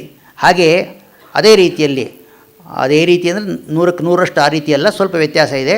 ಮನುಷ್ಯನಿಂದ ಕೂದಲುಗಳು ಹೊರಬೀಳುತ್ತವೆ, ಹಾಗೆಯೇ ಪರಮಾತ್ಮನಿಂದ ಈ ಪ್ರಪಂಚ ಹೊರಗೆ ಬಿದ್ದಿದೆ ಅಂತ ಒಂದು ದೃಷ್ಟಾಂತ ಕೊಟ್ಟಿದ್ದಾರೆ. ಒಟ್ಟಿನಲ್ಲಿ ಇಡೀ ಪ್ರಪಂಚಕ್ಕೆ ಅವನೇ ಕಾರಣ ಅನ್ನೋ ಹಾಗೆ ತಾತ್ಪರ್ಯ. ಈ ಛಾಂದೋಗ್ಯ ಉಪನಿಷತ್ತಿನಂತೂ ಸ್ಪಷ್ಟವಾಗಿ ಕೊಟ್ಟಿದ್ದಾರೆ. ಆ ಪ್ರತಿಯೊಂದು ವಸ್ತು ಹೇಗೆ ಮೂಲ ವಸ್ತುವಿನ ರೂಪಾಂತರವೋ ಹಾಗೆ ಇಡೀ ಪ್ರಪಂಚ ಪರಮಾತ್ಮನ ರೂಪಾಂತರ ಅಂತ. ಇಲ್ಲಿ 1-2-3 ಉದಾಹರಣೆ ಕೊಡ್ತಾರೆ. ಉದಾಹರಣೆ 3 ಕೊಟ್ಟರು, ವಿಷಯ ಅಲ್ಲಿ ಒಂದೇ. ಏನೆಂದರೆ, ಸ ಯಥಾ ದುಂದುಭೇರ್ ಹನ್ಯಮಾನಸ್ಯ ನ ಬಾಹ್ಯಾನ್ ಶಬ್ದಾನ್ ಶಕ್ನುಯಾದ್ ಗ್ರಹಣಾಯ ದುಂದುಭೇಸ್ತು ಗ್ರಹಣೇನ ದುಂದುಭ್ಯಾಘಾತಸ್ಯ ವಾ ಶಬ್ದೋ ಗೃಹೀತಃ. ನಗಾರಿ ಭೇರಿಯನ್ನು ಒಬ್ಬ ವ್ಯಕ್ತಿ ಬಡಿತಾ ಇದ್ದಾನೆ ಕೋಲಿನಿಂದ. ಅಲ್ಲಿ ಅನೇಕ ಶಬ್ದಗಳ ಉತ್ಪತ್ತಿ ಆಗುತ್ತದೆ. ಆ ಅನೇಕ ಶಬ್ದಗಳು ವೀರರಸದ ಕೆಲವು ಶಬ್ದಗಳು, ಶಾಂತರಸದ ಶಬ್ದಗಳು, ದುಃಖರಸದ ಶಬ್ದಗಳು ಅಂತಲೇ ಪ್ರತ್ಯೇಕ ಅದನ್ನು ಬಡಿಯುವ ರೂಪ ಸ್ಥಿತಿ ಇರುತ್ತದೆ, ಅದು ಬಡಿಯುವಂಥ ಒಂದು ವಿಧಾನ ಇರುತ್ತದೆ. ಆ ರೀತಿಯಲ್ಲಿ ಅವನು ಬಡಿತಾ ಇದ್ದಾನೆ. ಆ ಒಂದೊಂದು ಬಡಿತದಲ್ಲಿಯೂ ಕೂಡ ಅನೇಕ ಭಿನ್ನ ಭಿನ್ನ ಶಬ್ದಗಳಿರ್ತವೆ, ಅನೇಕ ಶಬ್ದಗಳು, 100 ವಿಧದ ಶಬ್ದಗಳಿರ್ತವೆ. ಆದರೆ ಆ ದುಂದುಭಿಯ ಒಂದು ಮಹಾಶಬ್ದ ಇದೆಯಲ್ಲ, ಆ ಶಬ್ದದಲ್ಲಿಯೇ ಇವೆಲ್ಲವೂ ಸೇರಿರ್ತವೆ. ಪ್ರತ್ಯೇಕ ತಿಳ್ಕೊಳ್ಳೋಕ್ಕಾಗೋದಿಲ್ಲ. ಆದರೆ ಆ ಎಲ್ಲ ಶಬ್ದಗಳು ಕೂಡ ದುಂದುಭಿಯ ಶಬ್ದದಿಂದಲೇ ನಮಗೆ ಕೇಳಿಬರ್ತವೆ. ದುಂದುಭಿ ಶಬ್ದವನ್ನು ಕೇಳಿದರೆ ಉಳಿದ ಎಲ್ಲ ಬಿಡಿ ಬಿಡಿ ಶಬ್ದಗಳನ್ನು ಕೇಳಿದಂತೆ.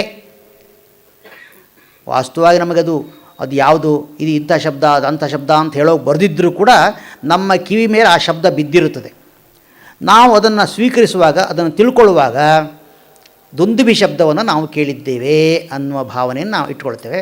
ಎಲ್ಲ ಶಬ್ದಗಳನ್ನು, ಅದರ ಬಿಡಿ ಬಿಡಿಯಾದ ಎಲ್ಲ ಶಬ್ದಗಳನ್ನು ನಾವು ತಿಳ್ಕೊಳ್ತೇವೆ. ಇಲ್ಲಿ ಉಪನಿಷತ್ತಿನಲ್ಲಿ ಸಾಮಾನ್ಯ ವಿಶೇಷ ಎಂಬ ಒಂದು ಸಂಬಂಧವನ್ನು ನಾವು ಗಮನಿಸಬೇಕು. ಸಾಮಾನ್ಯ ವಿಶೇಷ ಎಂದರೇನು? ಅನೇಕ ಬಿಡಿ ಬಿಡಿ ವಸ್ತುಗಳು ಸೇರಿ ಒಂದು ಸಾಮಾನ್ಯ ಅಂತ ಆಗುತ್ತದೆ. ಅನೇಕ ವೃಕ್ಷಗಳು ಸೇರಿ ವನ ಅಂತ ಆಗುತ್ತದೆ. ಅನೇಕ ಮರಗಳು ಸೇರಿದರೆ ಮರಗಳ ಗುಂಪು ಅಂತ ಆಗುತ್ತದೆ. ಈ ಮರಗಳ ಗುಂಪು ಅನ್ನುವುದು ಒಂದು ಸಾಮಾನ್ಯ, ಕಾಮನ್ ಎಲ್ಲದಕ್ಕೂ. ಮರಗಳು ಅಂದರೆ ಅದು ಪ್ರತ್ಯೇಕ. ಈಗ ಆ ಸಾಮಾನ್ಯವನ್ನು ತಿಳಿದರೆ ವಿಶೇಷಗಳನ್ನು ತಿಳಿದಂತೆ, ಇದು ಇಲ್ಲಿ ನಾವು ತಿಳ್ಕೋಬೇಕಾದದ್ದು ಮುಖ್ಯವಾಗಿ. ಮರ ಅಂದರೆ ಏನು ಅಂತ ತಿಳ್ಕೊಂಡ ಮೇಲೆ ಆ ಮರದಲ್ಲಿ ಹಲಸಿನ ಮರ, ಮಾವಿನ ಮರ, ನೂರಾರು ಜಾತಿ ಇರ್ಬೋದು. ಆ ಎಲ್ಲ ಮರಗಳನ್ನು ತಿಳಿದಂತೆ, ಯಾಕೆಂದರೆ ಮರ ಅನ್ನೋ ಒಂದು ಜಾತಿಯಲ್ಲಿ ಅವೆಲ್ಲ ಬರ್ತವೆ. ವಾಸ್ತವವಾಗಿ ಇಲ್ಲಿ ಒಂದು ತಿಳ್ಕೊಬೇಕಾದ ಒಂದು ವಿಷಯ ಏನು ಅಂದರೆ, ಆ ಸಾಮಾನ್ಯ ಅನ್ನೋದು ಏನು ಅಂತ ಹೇಳೋಕೆ ನಮಗೆ ಬರೋದಿಲ್ಲ. ವಿಶೇಷವನ್ನು ನಾವು ಹೇಳಬಲ್ಲೆವು, ತೋರಿಸಬಲ್ಲೆವು. ಅವುಗಳ ಸಾಮಾನ್ಯವನ್ನು ನಾವು ಹೇಳೋಕ್ಕೆ ಬರೋದಿಲ್ಲ. ಆದರೆ ನಾವು ತಿಳ್ಕೊಂಡಿರ್ತೇವೆ. ತಿಳ್ಕೊಳ್ಳದೆ ಹೋದರೆ ನಮಗೆ ವ್ಯವಹಾರ ಕೊಡೋದಿಲ್ಲ. ಉದಾಹರಣೆಗೆ ನಮಗೆ ಹಲಸಿನ ಮರ ಅಂದ್ರೇನು, ಮಾವಿನ ಮರ ಅಂದ್ರೇನು, ಮತ್ತೊಂದು ಮರ ಅಂದ್ರೇನು ಅಂತ ನಾವು ಹೇಳ್ಬೋದು. ಅದು ಹೀಗಿರುತ್ತೆ ಅಂತ. ಮರ ಅಂದರೆ ಏನು ಅಂತ ಕೇಳಿದರೆ ನಾವೇನು ಹೇಳೋಣ? ಇದು ಯಾವುದೂ ಇಲ್ಲದಂಥ ಬರೀ ಮರ ತೋರಿಸಿ ನನಗೆ ಅಂದರೆ ತೋರಿಸೋಕ್ಕಾಗೋದಿಲ್ಲ, ನಮ್ಗೆ ಗೊತ್ತು. ಹಾಗಂತ ನಮಗೆ ಮರ ಗೊತ್ತಿಲ್ಲವೇ? ಗೊತ್ತಿದೆ ಅಂತ ಮತ್ತೊಂದು ಯಾವುದೋ ಒಂದು ಬೇರೆ ಜಾತಿಯ ಮರ ರಸ್ತೆಯಲ್ಲಿ ಕಂಡಾಗ ಇದುವರೆಗೂ ನಾವು ಯಾವ ಮರ ಅದನ್ನು ನೋಡೇ ಇಲ್ಲ ಯಾವಾಗಲೂ. ಅಂಥ ಒಂದು ಹೊಸ ಜಾತಿಯ ಮರ ಒಂದು ಕಂಡಾಗ ಓ ಇದು ಮರ ಅಂತ ನಾವು ಹೇಳ್ತೇವೆ. ಹಾಗೆ ಅದನ್ನು ಗುರುತಿಸುವಂಥ ಒಂದು ಶಕ್ತಿ ನಮ್ಮಲ್ಲಿದೆ. ಆದರೆ ಅದನ್ನು ಬಾಯಲ್ಲಿ ವರ್ಣಿಸೋಕೆ ಬರೋದಿಲ್ಲ. ನಮ್ಮ ವ್ಯಾವಹಾರಿಕ ಪ್ರಪಂಚದಲ್ಲಿ ಎಷ್ಟೋ ಹೀಗೆ ಆಗ್ತದೆ. ಗೊತ್ತಿದೆ ಅಂತ ಹೇಳ್ತೇವೆ, ಹೇಳೋಕೆ ಬರೋದಿಲ್ಲ. ಕೇವಲ ಅನುಭವೈಕ ವೇದ್ಯ ಅದಕ್ಕೆ. ಆದರೆ ಈ ತಿಳುವಳಿಕೆಯುಳ್ಳವರಿಗೆ, ಸ್ವಲ್ಪ ವಿದ್ಯಾವಂತರು ಅಥವಾ ವಿವೇಚನಾ ಶಕ್ತಿ ಉಳ್ಳವರು 10 ವಸ್ತುಗಳನ್ನು ನೋಡಿದ ಕೂಡಲೇ ಅದರೊಳಗೆ ಸಮಾನವಾದ ಅಂಶ ಯಾವುದು ಅನ್ನೋದನ್ನು ಪತ್ತೆ ಹಚ್ಚಿಬಿಡ್ತಾರೆ. ಕೆಲವರಿಗೆ ಆ ವಸ್ತು ಒಂದೇ ರೀತಿಯಲ್ಲಿದ್ದರೆ ಪತ್ತೆ ಹಚ್ಚೋಕ್ಕೆ ಸಾಧ್ಯ. ಇನ್ನು ಕೆಲವರಿಗೆ ಬೇರೆ ಬೇರೆ ರೀತಿಯಲ್ಲಿದ್ದರೂ ಕೂಡ ಅದರೊಳಗಿನ ಸಾಮಾನ್ಯ ಅಂಶ ಯಾವುದು ಅನ್ನೋದನ್ನು ಸುಲಭವಾಗಿ ಪತ್ತೆ ಹಚ್ಚಬಹುದು. ವಿಜ್ಞಾನಿಗಳು ಇತ್ಯಾದಿಗಳು. ಹಸುಗಳು 2-3 ಹಸುಗಳನ್ನು ಒಬ್ಬ ಚಿಕ್ಕ ಮಗುವಿಗೆ ತೋರಿಸಿ 4ನೇದೊಂದು ಹಸು ತೊಗೊಂಬಂದರೆ ಆ ಮಗು ಹೇಳುತ್ತೆ ಇದು ಹಸು ಅಂತ. ಹಾಗಂತ ಹಿಂದೆ ತೋರಿಸಿದ್ದಕ್ಕೂ ಇದಕ್ಕೂ ಸ್ವಲ್ಪ ವ್ಯತ್ಯಾಸ ಇರ್ಬೋದು, ಆದರೂ ಮಗು ಗುರುತಿಸುತ್ತದೆ. ಆ ಹಸುಗಳಲ್ಲಿರತಕ್ಕ ಯಾವುದೋ ಒಂದು ಸಾಮಾನ್ಯ ಅಂಶ ಅದರ ಮಿದುಳಿನಲ್ಲಿ ಮೂಡಿರುತ್ತದೆ. ಇನ್ನೂ ಸ್ವಲ್ಪ ಬುದ್ಧಿವಂತರಾದವರು ಬೇರೆ ಬೇರೆ ವಸ್ತುಗಳನ್ನು, ಬೇರೆ ಆಕಾರ ಬೇರೆ ಇದ್ದರೂ ಆ ವಸ್ತುಗಳನ್ನು ನೋಡಿ ಇದು ಆ ವಸ್ತುವಿನ ಜಾತಿಗೆ ಸೇರಿದ್ದು ಅಂತ ಪತ್ತೆ ಹಚ್ತಾರೆ. ಇನ್ನು ಕೆಲವರು ಆ ವಸ್ತುಗಳಲ್ಲಿ ಅತ್ಯಂತ ವಿರೋಧ ಇದ್ದರೂ ಅವುಗಳ ಸಾಮಾನ್ಯಾಂಶವನ್ನು ಪತ್ತೆ ಹಚ್ತಾರೆ. ವಿಜ್ಞಾನಿಗಳು ಹೇಳ್ತಾರೆ ಈ ವಜ್ರ ಮತ್ತು ಇಜ್ಜಲು ಒಂದಕ್ಕೊಂದಕ್ಕೆ ಸಂಬಂಧ ಇಲ್ಲ. ಒಂದು ಹೊಳಪಿನ ವಸ್ತು, ಇನ್ನೊಂದು ಅತ್ಯಂತ ಕರಗಿನ ಕೈ ಮಸಿ ಮಾಡ್ತಕ್ಕಂಥ ವಸ್ತು. ವಿಜ್ಞಾನಿಗಳನ್ನ ಕೇಳಿದರೆ ಅವೆರಡೂ ಒಂದೇ ರೀ, ಅವೆರಡರಲ್ಲಿರೋದು ಕಾರ್ಬನ್ನೇ ಅಂತಾರೆ. ಅದಕ್ಕೆ ಸೇರಿಸ್ಬಿಡ್ತಾರೆ ಕಾರ್ಬನ್ ಗುಂಪಿಗೆ ಅವರು. ನಮಗೆ ಅರ್ಥವಾಗೋದಿಲ್ಲ. ಹಾಗೆ ಎಷ್ಟೋ ವಿರುದ್ಧವಾದಂಥ ವಸ್ತುಗಳಲ್ಲಿರುವ ಸಾಮಾನ್ಯಾಂಶವನ್ನು ಪತ್ತೆ ಹಚ್ಚುವುದೇ ಬುದ್ಧಿವಂತಿಕೆ. ಇದೇ ಕಾಮನ್ ಸೆನ್ಸ್. ವಸ್ತುವಾಗಿ ಹೇಳೋದಾದರೆ 10 ವಸ್ತುಗಳನ್ನು ನೋಡಿದರೆ ಅಲ್ಲಿ ಕಾಮನ್ ಯಾವುದು ಅನ್ನೋದನ್ನು ಕಂಡು ಹಿಡಿತಕ್ಕ ಬುದ್ಧಿವಂತಿಕೆ ಇದೆಯಲ್ಲ ಅದು. ಇಲ್ಲಿರುವ ಕಾಮನ್ ಸೆನ್ಸ್ ಎಂದರು ಇಡೀ ಪ್ರಪಂಚದಲ್ಲಿ ಎಲ್ಲ ವಸ್ತುಗಳನ್ನು ನೋಡಿದರೂ ಎಲ್ಲ ವಸ್ತುಗಳಲ್ಲಿ ಸತ್ ಇರುವಿಕೆ ಎನ್ನುವುದು ಒಂದು ಸಾಮಾನ್ಯ. ಆ ಸಾಮಾನ್ಯಾಂಶದಿಂದಾಗಿಯೇ ಅದು ಸದ್ವಸ್ತುವಿನ ರೂಪಾಂತರ ಅಂತ ಹೇಳ್ತಾರೆ ಉಪನಿಷತ್ ಋಷಿಗಳು. ಇಲ್ಲಿ ದುಂದುಭಿಯ ಬಡಿತದಿಂದ, ಆ ಬಡಿತದಲ್ಲಿ ಅನೇಕ ರೀತಿ ಇರ್ಬೋದು, ಮಂದ್ರ, ಮಧ್ಯಮ, ತಾರಕ ಏನೇನೋ ಇರ್ಬೋದು. ಆದರೆ ಆ ಬಡಿತ ಎಲ್ಲವೂ ದುಂದುಭಿಯ ನಾದವೇ ಅನ್ನೋ ಒಂದು ಸಾಮಾನ್ಯ ಜ್ಞಾನ ಅವನಿಗಾಗುತ್ತದೆ. ಹಾಗೆಯೇ ಇದರಿಂದ ಇದೊಂದು ದೃಷ್ಟಾಂತ. ಅದೇ ರೀತಿ ಪ್ರಪಂಚದಲ್ಲಿ ವಸ್ತುಗಳು ಭಿನ್ನವಾಗಿದ್ದರೂ ಆ ಎಲ್ಲ ಭಿನ್ನವಾದ ವಸ್ತುಗಳದ್ದು ಒಂದೇ ಜಾತಿ, ಸದ್ರೂಪ, ಎಲ್ಲವೂ ಸತ್ ಇರುವುದು. ಆದುದರಿಂದ ಅದನ್ನು ಅರ್ಥ ಮಾಡಿಕೊಳ್ಳೋದಕ್ಕೆ ಒಂದು ದೃಷ್ಟಾಂತ ಕೊಟ್ಟರು ಇಲ್ಲಿ. ಯಥಾ ದುಂದುಭೇ ಹನ್ಯಮಾನಸ್ಯ ನ ವಾಕ್ಯಾನ್ ಶಬ್ದಾನ್ ಶಕ್ನುಯಾದ್ ಗ್ರಹಣಾಯ. ದುಂದುಭಿ ಬಡಿತ ಕೇಳ್ತಾ ಇದ್ದರೆ ಅವನಿಗೆ ಬೇರೆ ಯಾವ ಹೊರಗಿನ ಶಬ್ದಗಳು ಗೊತ್ತಾಗೋದಿಲ್ಲ. ಆ ದುಂದುಭಿಯ ಶಬ್ದಗಳನ್ನೆಲ್ಲ ಅವನು ಅರ್ಥ ಮಾಡಿಕೊಳ್ತಾನೆ. ಅದೇ ರೀತಿಯಾಗಿ ಪರಮಾತ್ಮನನ್ನು ಅರ್ಥ ಮಾಡಿಕೊಳ್ಬೇಕು ಪ್ರಪಂಚದವನ್ನು ನೋಡಿ. ಅದಕ್ಕೆ ಇನ್ನೂ 2 ಉದಾಹರಣೆ ಕೊಡ್ತಾರೆ. ಯಥಾ ಶಂಖಸ್ಯ ಧ್ಯಾಯಮಾನಸ್ಯ ಶಂಖವನ್ನು ಊದುತ್ತಾ ಇದ್ದರೆ ನಾನಾ ಶಬ್ದಗಳು ಹೊರಬೀಳ್ಬೋದು, ಆದರೆ ಶಂಖದ ಶಬ್ದ ಅಂತ ಒಂದೇ ಒಂದು ಶಬ್ದ, ಅದನ್ನು ನಾವು ತಿಳ್ಕೊಬೋದು.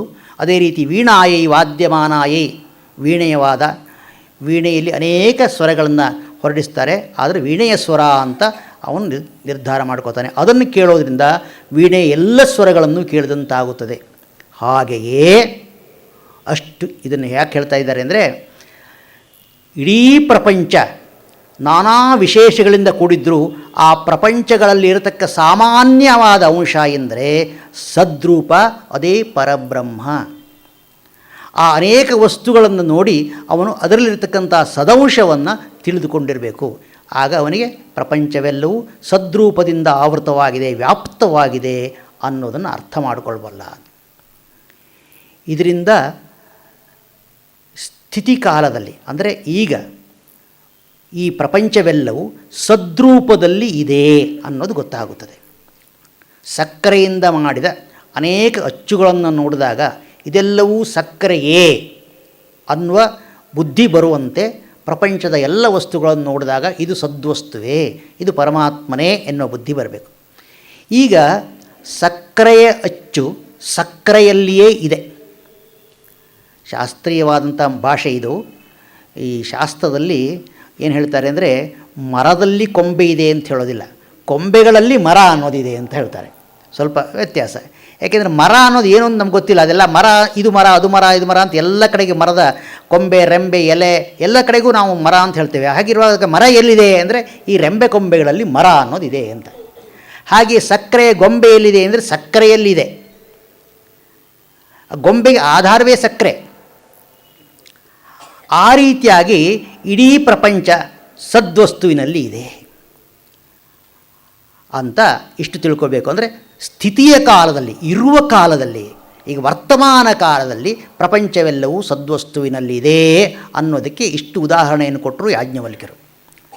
ಮುಂದೆ ಈ ಪ್ರಪಂಚ ಸೃಷ್ಟಿಗೆ ಪೂರ್ವದಲ್ಲಿ ಕೂಡ ಸದ್ವಸ್ತುವೇ ಆಗಿತ್ತು ಅನ್ನೋದಕ್ಕೆ ಒಂದು ಉದಾಹರಣೆ ಕೊಡ್ತಾರೆ.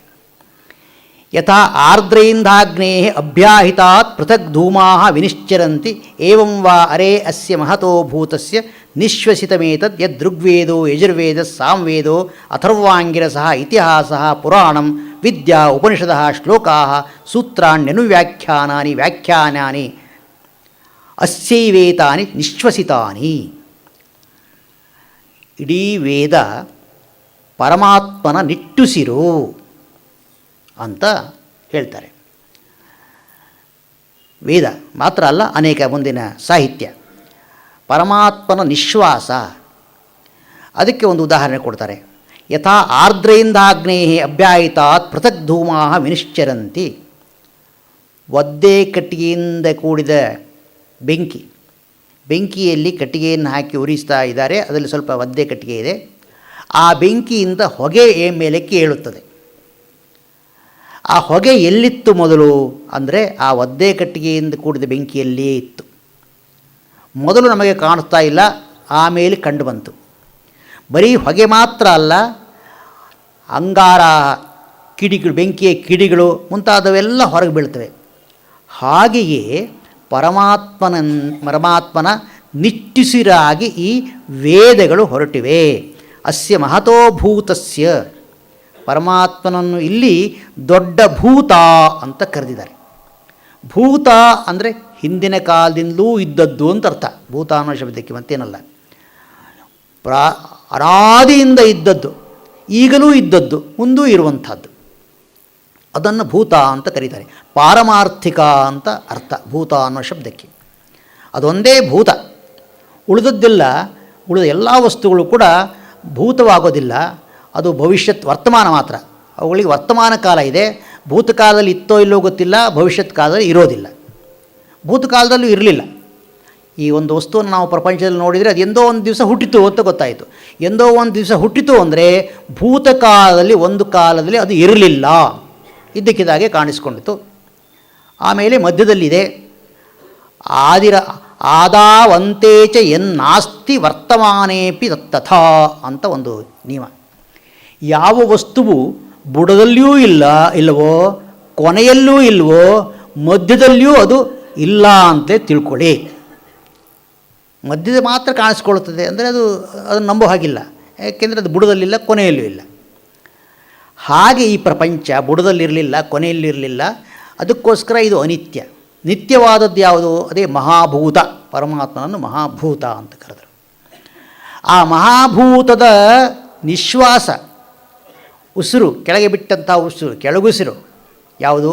ಯದ್ ಋಗ್ವೇದ, ಋಗ್ವೇದ, ಯಜುರ್ವೇದ, ಸಾಮವೇದ, ಅಥರ್ವಣ ವೇದ, 4 ವೇದಗಳು. ಋಗ್ವೇದ ಅಂದರೆ ಸಮಾನ ಅಕ್ಷರ ಪಾದವುಳ್ಳಂತಹ ಮಂತ್ರಗಳಿಂದ ಕೂಡಿದ ವೇದ.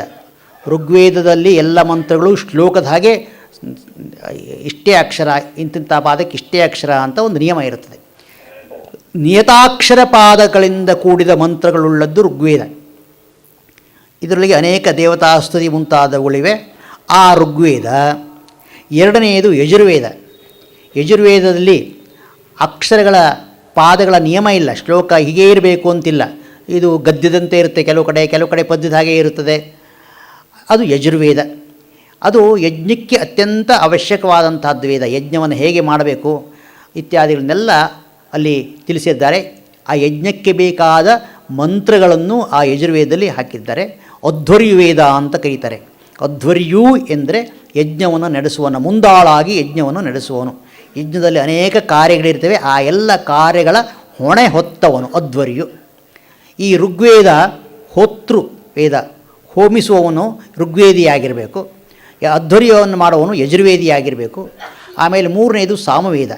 ಸಾಮವೇದ ಎಂದರೆ ಹಾಡುವುದಕ್ಕೆ ಅನುಕೂಲವಾದ ಮಂತ್ರಗಳು. ಹೆಚ್ಚಾಗಿ ಇಲ್ಲಿ ಋಗ್ವೇದ ಮಂತ್ರಗಳೇ ಇರ್ತವೆ, ಸ್ವಲ್ಪ ಮಾತ್ರ ಬೇರೆ ಮಂತ್ರಗಳು. ಋಗ್ವೇದ ಮಂತ್ರಗಳನ್ನು ಒಂದು ಕ್ರಮದಲ್ಲಿ ಹಾಡಿದಾಗ ಅದು ಸಾಮವೇದ ಅಂತ ಅನಿಸ್ಕೊಳ್ತದೆ. ಯಜ್ಞದಲ್ಲಿ ಈ ರೀತಿಯಾಗಿ ಹಾಡಿ ದೇವತೆಗಳನ್ನು ಆಹ್ವಾನ ಮಾಡ್ತಾರೆ. ಹೀಗೆ ಋಗ್ಯಜು ಸಾಮ 3 ವೇದಗಳು.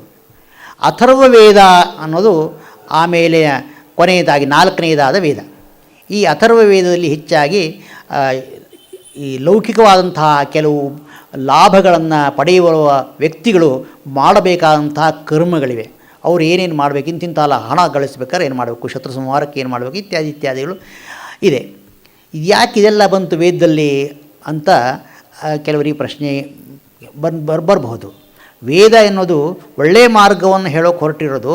ಇದು ಶತ್ರು ಸಂಹಾರಕ್ಕೆ ಹಾಗೆ ಇಂಥ ಹೋಮ ಮಾಡಿ ಅನ್ನೋದನ್ನು ಕೂಡ ವೇದದಲ್ಲಿ ಹೇಳಿದರೆ ಅದು ಸರಿನಾ ಅಂತ. ಆದರೆ ವೇದ ಎಲ್ಲರ ದೃಷ್ಟಿಯಲ್ಲೂ ಹೊರಟಿದ್ದು.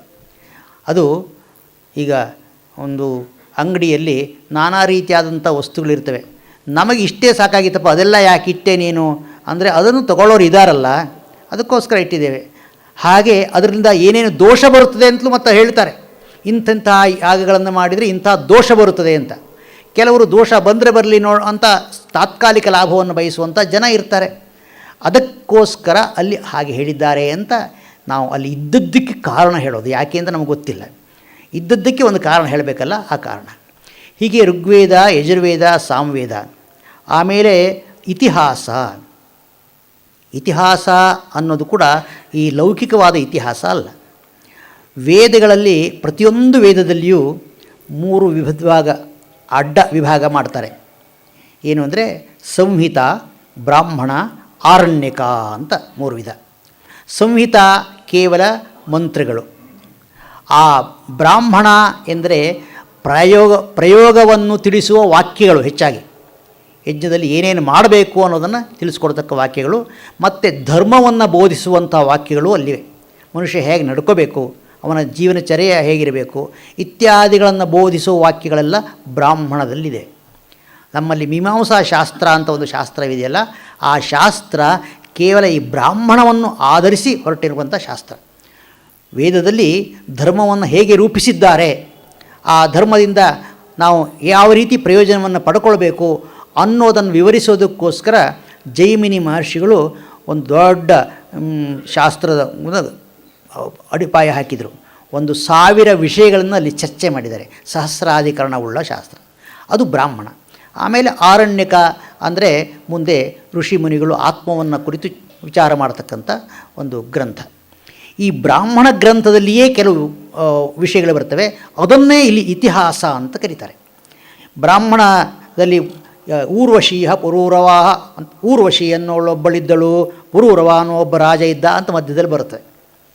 ಯಾಕೆ ಇದು ಅಂದರೆ, ಯಜ್ಞದಲ್ಲಿ ಸ್ವಲ್ಪ ಬಿಡುವಿದ್ದಾಗ ಮುಂಚೆ ಎಲ್ಲ ಸಾಮಾನ್ಯವಾಗಿ ಧಾರ್ಮಿಕ ವಿಷಯಗಳ ಚರ್ಚೆ ಯಾವಾಗ ನಡೀತಿತ್ತು ಅಂದರೆ ಈ ಯಜ್ಞದ ಸಂದರ್ಭದಲ್ಲಿ. ಆಗಾಗ್ಗೆ ಯಜ್ಞಗಳು ನಡೀತಾ ಇದ್ದವು.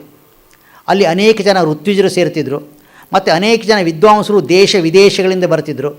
ಯಜ್ಞ ಅಂದರೆ ಇಡೀ ದಿನ ಏನೂ ನಡೀತಿರಲಿಲ್ಲ. ಬೆಳಿಗ್ಗೆ ಸ್ವಲ್ಪ ಹೊತ್ತು ಅಥವಾ ಮಧ್ಯಾಹ್ನದವರೆಗೂ ನಡೀತಿತ್ತು. ಮಧ್ಯಾಹ್ನದ ಮೇಲೆ ಬಿಡುವಿರ್ತಿತ್ತು ಯಜ್ಞ ಕಾರ್ಯಕ್ಕೆ. ಆ ಸಮಯದಲ್ಲಿ ವಿದ್ವಾಂಸರು ಋಷಿಮುನಿಗಳು ಎಲ್ಲ ಕುಳಿತು ಚರ್ಚೆ ಮಾಡ್ತಿದ್ರು. ಆ ಸಮಯದಲ್ಲಿ ಕೆಲವು ಇತಿಹಾಸದ ಸಂಗತಿಗಳನ್ನು ಹೇಳ್ತಿದ್ರು. ಅಂಥ ಇತಿಹಾಸಗಳಲ್ಲಿ ಇದು ಬ್ರಾಹ್ಮಣದಲ್ಲಿ ಕೆಲವು ಇತಿಹಾಸಗಳು ಬರ್ತವೆ. ಊರ್ವಶೀಹ ಅಪ್ಸರಾಹ ಅಂತ ಒಂದು ಇತಿಹಾಸ. ಊರ್ವಶಿ ಹೀಗಿದ್ಲು, ಹರಿಶ್ಚಂದ್ರನ ಕಥೆಯೋ ಇನ್ಯಾವುದು ಕಥೆಗಳು, ಆ ಕಥೆಗಳನ್ನು ಅದು ಬ್ರಾಹ್ಮಣದಲ್ಲಿಯೇ ಬಂದ ಕಥೆಗಳು. ಅದು ಇಲ್ಲಿ ಪರಮಾತ್ಮನ ಕೆಳ ಉಸಿರು ಇತಿಹಾಸ. ಇತಿಹಾಸ ನಂತರ ಪುರಾಣ ಎಂದರೆ ಈಗ ನಾವು ಕೇಳ್ತಾ ಇರತಕ್ಕಂಥ ವ್ಯಾಸರು ರಚಿಸಿದರು ಎಂದು ಹೇಳಲಾದ ಪುರಾಣಗಳಲ್ಲ. ಪುರಾಣ ಕೂಡ ಅಲ್ಲಿ ಬ್ರಾಹ್ಮಣದಲ್ಲೇ ಬಂದಿತ್ತು. ಪುರಾಣ ಎಂದರೆ ಹಿಂದಿನ ಕಥೆ ಅಂತ ಅರ್ಥ. ಪುರಾಪಿ ನವ ಏವ, ಹಿಂದಿನದಾದರೂ ಇವತ್ತಿಗೂ ಅದು ಬೇಕಾಗಿರುವಂಥ ಕಥೆ. ಇವತ್ತಿಗೂ ಅದು ಬೇಕು ನಮಗೆ. ಅದು ಪುರಾಣ. ಅದು ಈ ಬ್ರಾಹ್ಮಣಗಳಲ್ಲಿಯೇ ಸೇರುತ್ತದೆ. ಅದಕ್ಕೆ ಇಲ್ಲಿ ಬರೀತಾರೆ, ಅಸದ್ವಾಯುಧಮಗ್ರ ಆಸೀತ್. ಛಾಂದೋಗ್ಯ ಉಪನಿಷತ್ತಲ್ಲಿ ಒಂದು ಮಾತು ಬರ್ತದೆ, ಈ ಪ್ರಪಂಚ ಹುಟ್ಟೋದಕ್ಕಿಂತ ಮುಂಚೆ ಅಸತ್ ಆಗಿತ್ತು. ಇದು ಪುರಾಣ, ಹಿಂದಿನ ಕತೆ. ಆದರೆ ಇವತ್ತು ಬೇಕು ನಮಗೆ, ಯಾಕೆಂದರೆ ಪ್ರಪಂಚ ಮುಂಚೆ ಏನಾಗಿತ್ತು ಅಂತ. ಅಲ್ಲಿ ಒಂದು ವಿಷಯ ಬರುತ್ತದೆ, ಪ್ರಪಂಚ ಹುಟ್ಟೋದಕ್ಕೆ ಮುಂಚೆ ಅಸತ್ತಾಗಿತ್ತು. ಅಸತ್ತು ಅಂದರೆ ಇರಲಿಲ್ಲ ಅಂತ. ಅದೇನು ಸಾಧ್ಯ? ಅದು ಹೇಗೆ ಸಾಧ್ಯ? ಪ್ರಪಂಚ ಹುಟ್ಟೋದಕ್ಕೆ ಮುಂಚೆ ಇರಲಿಲ್ಲ ಅಂದರೆ ಆಮೇಲೆ ಅದು ಹೇಗೆ ಹುಟ್ಟಿತು? ಅಲ್ಲ, ಯಾಕೆ ಹುಟ್ಟಬಾರ್ದು? ದೇವರು ಪ್ರಪಂಚವನ್ನು ಸೃಷ್ಟಿಸಿದ ಅಂದರೆ, ದೇವರು ಸೃಷ್ಟಿಸಬೇಕಾದರೂ ಕೂಡ ಇರೋದನ್ನು ಬದಲಾವಣೆ ಮಾಡಬೇಕೇ ವಿನಃ ಶೂನ್ಯದಿಂದ ಸೃಷ್ಟಿ ಸಾಧ್ಯವಿಲ್ಲ. ಪ್ರಪಂಚ ಇರಲೇ ಇಲ್ಲ ಅಂದರೆ ಬರೀ ಶೂನ್ಯವಾಗಿತ್ತು ಪ್ರಪಂಚ ಅಂದರೆ ಮತ್ತೆ ಅದರ ಪ್ರಪಂಚ ಹೇಗೆ ಬಂತು? ನಮ್ಮಲ್ಲಿ ಈ ಅಸದ್ವಾದಿಗಳು ಅಂತ, ಬೌದ್ಧರನ್ನು ಅಸದ್ವಾದಿಗಳು ಅಂತ ಕರೀತಾರೆ.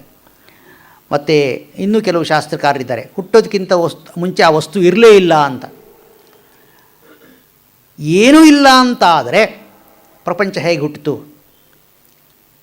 ನಮ್ಮಲ್ಲಿ ಎರಡು ವಾದ ಇದೆ. ಅದೊಂದು ದೊಡ್ಡ ವಾದ. ನಮಗೆ ಸ್ವಲ್ಪ ಈ ಬೇರೆ ವ್ಯಾವಹಾರಿಕ ವಿಷಯದಲ್ಲಿ ಹೆಚ್ಚು ಆಸಕ್ತಿಯುಳ್ಳವರಿಗೆ ಅದು ನಮಗೆ ಅರ್ಥವಾಗೋದಿಲ್ಲ.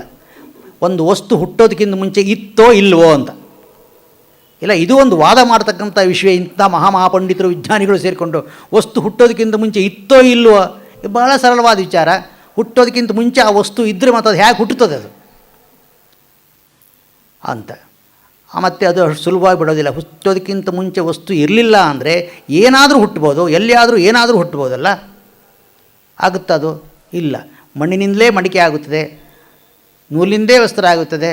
ಹೀಗೆಲ್ಲ ಏನು? ಹಸುವಿನಿಂದಲೇ ಹಾಲು ಸಿಗುತ್ತದೆ, ಕೋಣದಿಂದ ಸಿಗೋದಿಲ್ಲ. ಯಾಕೆ? ಇಲ್ಲ ಅಂತಾದರೆ ಎಲ್ಲಿಂದ ಎಲ್ಲಾದರೂ ಬರ್ಬೋದಲ್ಲ ಅಂತ ಒಂದು ಭಾಗ. ಕೊನೆಗೆ ಒಂದು ನಿರ್ಧಾರ, ಸರಿಯಾದ ಮಧ್ಯಸ್ಥತೆ ಮಾಡ್ತಾರೆ. ಏನಂದರೆ, ಈ ಪ್ರಪಂಚದಲ್ಲಿ ಪ್ರತಿಯೊಂದು ವಸ್ತುವು ಮುಂಚೆ ಇತ್ತು, ಯಾವುದೂ ಹೊಸದಾಗಿ ನಿರ್ಮಾಣವಾಗಿದ್ದಲ್ಲ. ಹಾಗಿದ್ದರೆ ಹುಟ್ಟೋದು ಅನ್ನೋದಕ್ಕೆ ಏನು ಅರ್ಥ? ಸ್ವಲ್ಪ ಪರಿವರ್ತನೆ ಆಯಿತು ಅಂತ ಅರ್ಥ ಅಷ್ಟೆ. ಮೊದಲು ಮಣ್ಣಿತ್ತು, ಕೊಡವೂ ಇತ್ತು, ಮಣ್ಣಿನ ಮಡಕೆಯೂ ಇತ್ತು. ಆದರೆ ಆಮೇಲೆ ಮಡಕೆಯ ಆಕಾರಕ್ಕೆ ತಂದ ಕುಂಬಾರ ಅಷ್ಟೇ. ಅವನೇನು ಮಾಡಿದ್ದಲ್ಲ, ಮಣ್ಣನ್ನು ಮಡಕೆಯ ಆಕಾರಕ್ಕೆ ತಂದ. ಹಾಗೆ ಪರಮಾತ್ಮನು ಅತ್ಯಂತ ಸೂಕ್ಷ್ಮವಾಗಿದ್ದಂತಹ, ಅವ್ಯಾಕೃತ ಆಗಿದ್ದಂತಹ ಪ್ರಪಂಚವನ್ನು ವ್ಯಾಕೃತಾವಸ್ಥೆಗೆ ತಂದ. ಇಡೀ ಒಂದು ದೊಡ್ಡ ಆಲದ ಮರ ಸಣ್ಣ ಬೀಜದಲ್ಲಿ ಹೇಗಿತ್ತೋ ಹಾಗೆ ಇಡೀ ಪ್ರಪಂಚ ಮೊದಲೂ ಕೂಡ ಅವ್ಯಾಕೃತ ಸ್ಥಿತಿಯಲ್ಲಿ ಇತ್ತು, ಚಿಕ್ಕದಾಗಿತ್ತು. ಚಿಕ್ಕದು ಅಂದರೆ ಕೇವಲ ಆಕಾರದಲ್ಲಿ ಚಿಕ್ಕದು ಅಂತಲ್ಲ, ಅದನ್ನು ಊಹೆ ಮಾಡೋದಕ್ಕೂ ಸಾಧ್ಯವಾಗದ ಒಂದು ಅತ್ಯಂತ ಅಲ್ಪ ಸ್ಥಿತಿಯಲ್ಲಿ ಪ್ರಪಂಚ ಇತ್ತು.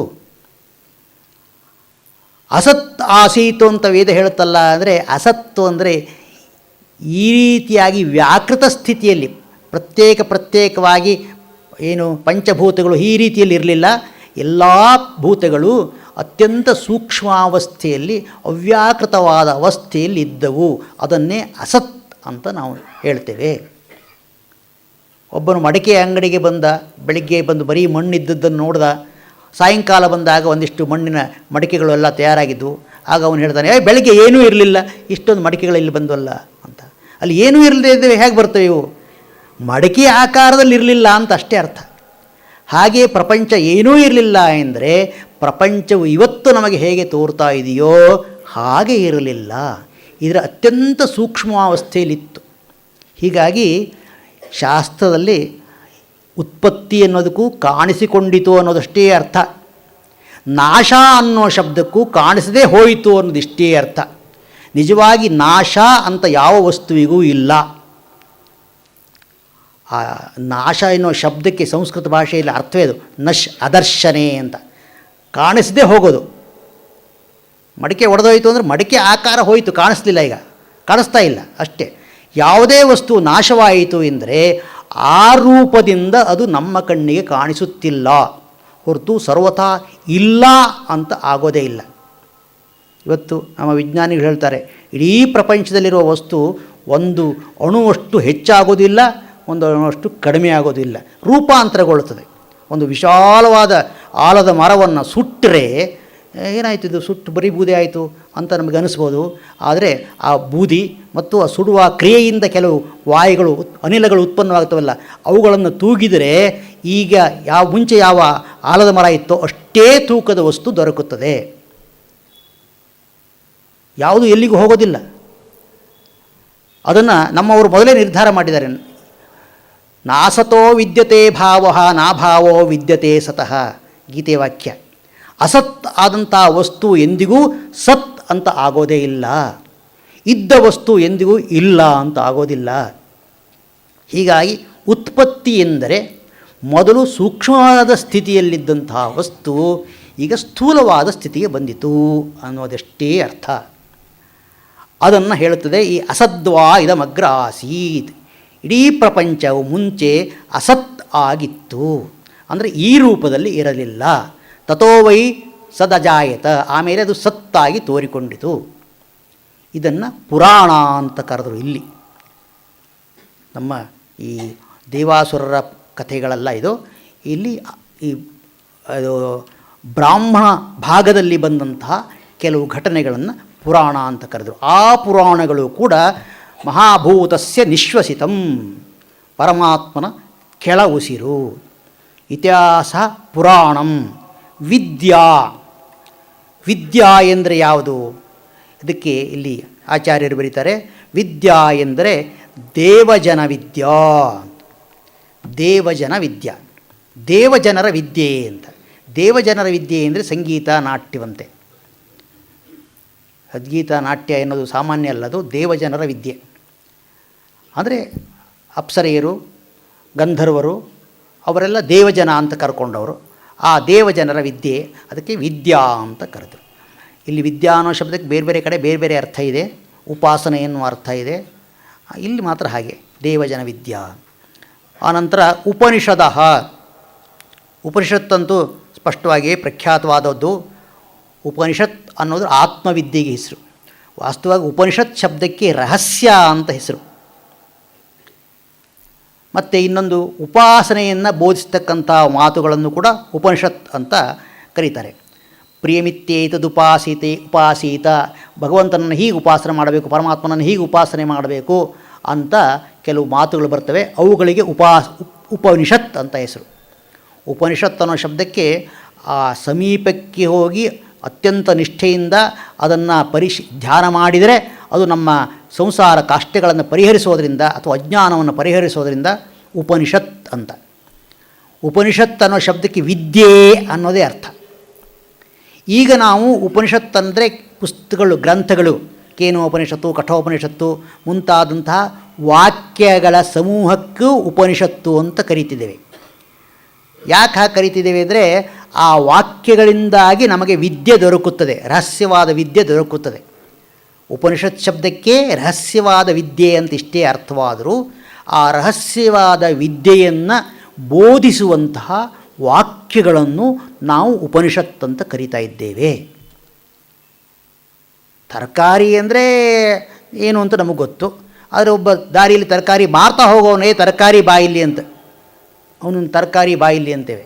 ಅವನು ತರಕಾರಿ ಅಲ್ಲ, ತರಕಾರಿ ಮಾರೋವನು.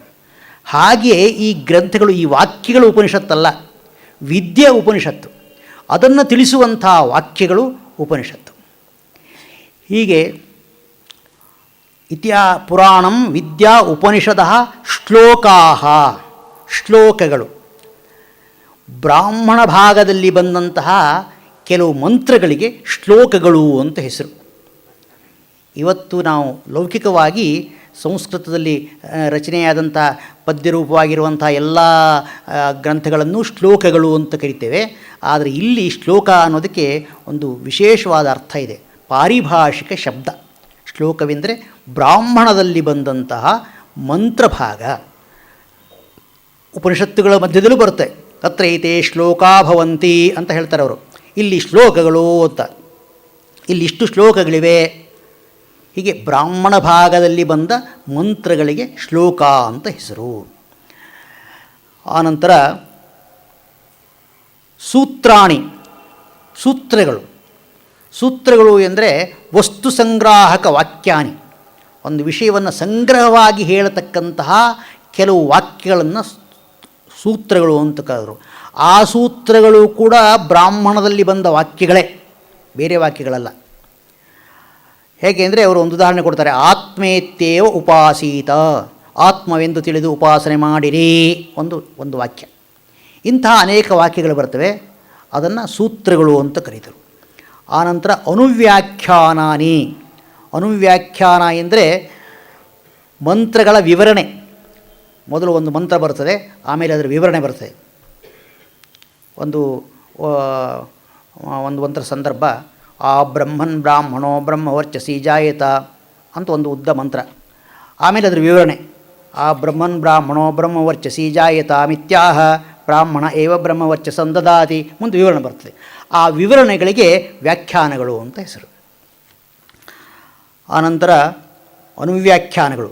ವ್ಯಾಖ್ಯಾನಾನಿ, ಅನುವ್ಯಾಖ್ಯಗಳು ಇದು ವ್ಯಾಖ್ಯಾನ, ಮತ್ತು ಮಂತ್ರ ವಿವರಣಾನಿ ವ್ಯಾಖ್ಯಾನಾನಿ. ಹೀಗೆ 8 ರೀತಿಯಾದಂಥ ಬ್ರಾಹ್ಮಣ. ಒಂದು ನಾವೀಗ ಸಂಹಿತ, ಬ್ರಾಹ್ಮಣ, ಉಪನಿಷತ್ತು ಅಂತ ವಿಭಾಗ ಮಾಡಿದ್ವಲ್ಲ, ಆ ಬ್ರಾಹ್ಮಣದಲ್ಲಿ ಒಳವಿಭಾಗ 8 ರೀತಿ.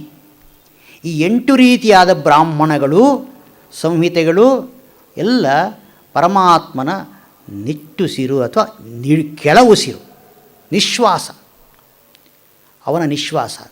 ಇದನ್ನು ಯಾಕೆ ಹೇಳಿದರು ಅಂದರೆ, ಇದೆಲ್ಲ ನಾಮಪ್ರಪಂಚ, ಶಬ್ದ ಪ್ರಪಂಚ, ಸಂಪೂರ್ಣ ಶಬ್ದ ಪ್ರಪಂಚ ಪರಮಾತ್ಮನ ನಿಶ್ವಾಸ ಅಂತ ಹೇಳಿದರು. ಆ ಶಬ್ದ ಪ್ರಪಂಚವಿಲ್ಲದೆ ವಸ್ತು ಪ್ರಪಂಚದ ಪ್ರಕಾಶವಾಗೋದಿಲ್ಲ. ಈ ಪ್ರಪಂಚವಿದೆಯಲ್ಲ, ಅದು ಬೆಳಗಬೇಕಾದ್ರೆ, ಅದು ನಮಗೆ ತೋರಬೇಕಾದ್ರೆ ಶಬ್ದದ ಮೂಲಕ ತೋರಬೇಕು.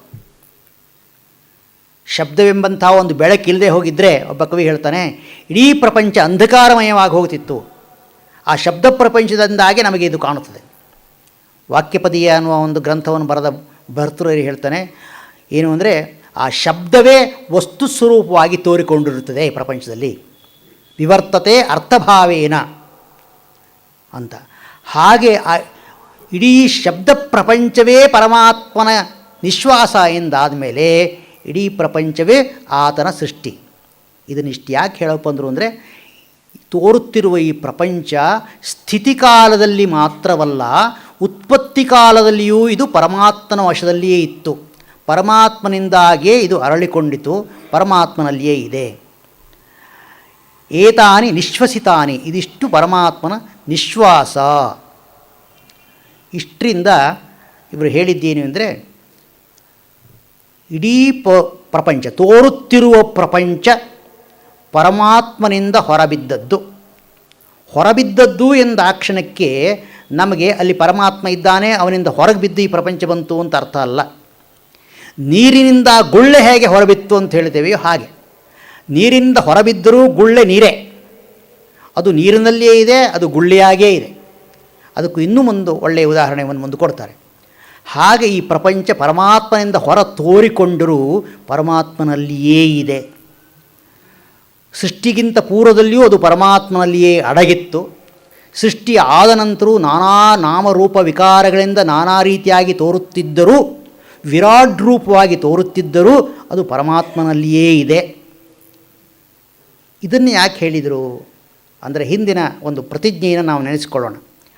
ಆತ್ಮನನ್ನು ತಿಳಿದರೆ ಪ್ರಪಂಚವನ್ನೆಲ್ಲ ತಿಳಿದಂತಾಗುತ್ತದೆ ಅನ್ನೋದು ಮೊದಲು ಮಾಡಿದ ಒಂದು ಪ್ರತಿಜ್ಞಾ ವಾಕ್ಯ.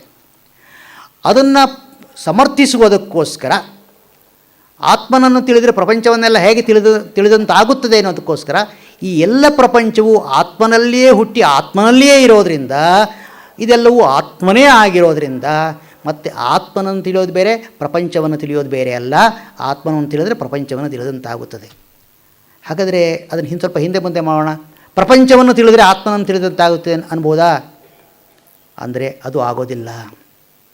ಯಾಕೆಂದರೆ ಮಣ್ಣನ್ನು ತಿಳಿದರೆ ಮಣ್ಣಿನಿಂದ ಮಾಡಿದ ಎಲ್ಲ ಪದಾರ್ಥಗಳನ್ನು ತಿಳಿದಂತಾಗ್ಬೋದು. ಆದರೆ ಆ ಪದಾರ್ಥಗಳನ್ನೆಲ್ಲ ತಿಳಿದರೆ ಮಣ್ಣನ್ನು ತಿಳಿದಂತಾಗೋದಿಲ್ಲ. ಯಾಕೆಂದರೆ ಮಣ್ಣು ಆ ಪದಾರ್ಥಗಳಿಗಿಂತಲೂ ವಿಶಾಲವಾದದ್ದು. ಮಣ್ಣೆಲ್ಲ ಪದಾರ್ಥವಾಗೋದಿಲ್ಲ. ಮಣ್ಣಿನಲ್ಲಿ ಕೆಲವು ಭಾಗ ಮಾತ್ರ ಪಾತ್ರಗಳಾದವು, ಮಡಿಕೆಗಳಾದವು. ಮಣ್ಣನ್ನು ತಿಳಿದರೆ ಮಡಿಕೆಯನ್ನು ತಿಳಿದಂತಾಗುತ್ತದೆಯೇ ವಿನಃ ಮಡಿಕೆಯನ್ನು ತಿಳಿದರೆ ಮಣ್ಣನ್ನು ತಿಳಿದಂತಾಗೋದಿಲ್ಲ.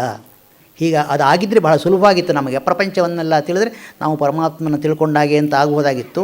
ಆದರೆ ಅಲ್ಲ, ಪರಮಾತ್ಮನನ್ನು ತಿಳಿದರೆ ಪ್ರಪಂಚವನ್ನು ತಿಳಿದಂತಾಗುತ್ತದೆ. ಪರಮಾತ್ಮನನ್ನು ತಿಳಿಯೋದು ಹೇಗೆ? ಇಡೀ ಪ್ರಪಂಚದ ಎಲ್ಲ ವಸ್ತುಗಳಲ್ಲಿರುವ ಕಾಮನ್ ಫ್ಯಾಕ್ಟರ್ ಏನಿದೆ, ಸದ್ರೂಪತೆ, ಆ ಸದ್ರೂಪತೆಯನ್ನು ಉಪನಿಷತ್ತುಗಳ ಮೂಲಕ ಅರ್ಥ ಮಾಡಿಕೊಂಡು ಮತ್ತು ನಾವು ಅನುಷ್ಠಾನ ಧ್ಯಾನವಾದಿಗಳನ್ನು ಮಾಡಿ ಒಂದು ರೀತಿಯಾದಂಥ ಜ್ಞಾನವನ್ನು ಪಡಿಬೇಕು. ಆಗ ಮಾತ್ರ ಇಷ್ಟು ತಿಳ್ಕೊಳ್ಳೋಕ್ಕಾಗುತ್ತದೆ ಅಂತ ಇಲ್ಲಿ ಹೇಳ್ತಾರೆ. ಮುಂದಿನೊಂದು ಸ್ವಲ್ಪ ಬೇರೆ ವಿಷಯವಾಗಿದ್ದರಿಂದ ನಾವು ಸ್ವಲ್ಪ ಬೇಗ ಇವತ್ತು ಮುಗಿಸ್ತಾ ಇದ್ದೇನೆ. ಸರ್ವೇ ಭವಂತು ಸುಖಿನಃ, ಸರ್ವೇ ಸಂತು ನಿರಾಮಯಾಃ, ಸರ್ವೇ ಭದ್ರಾಣಿ ಪಶ್ಯಂತು, ಮಾ ಕಶ್ಚಿತ್ ದುಃಖ ಭಾಗ್ ಭವೇತ್.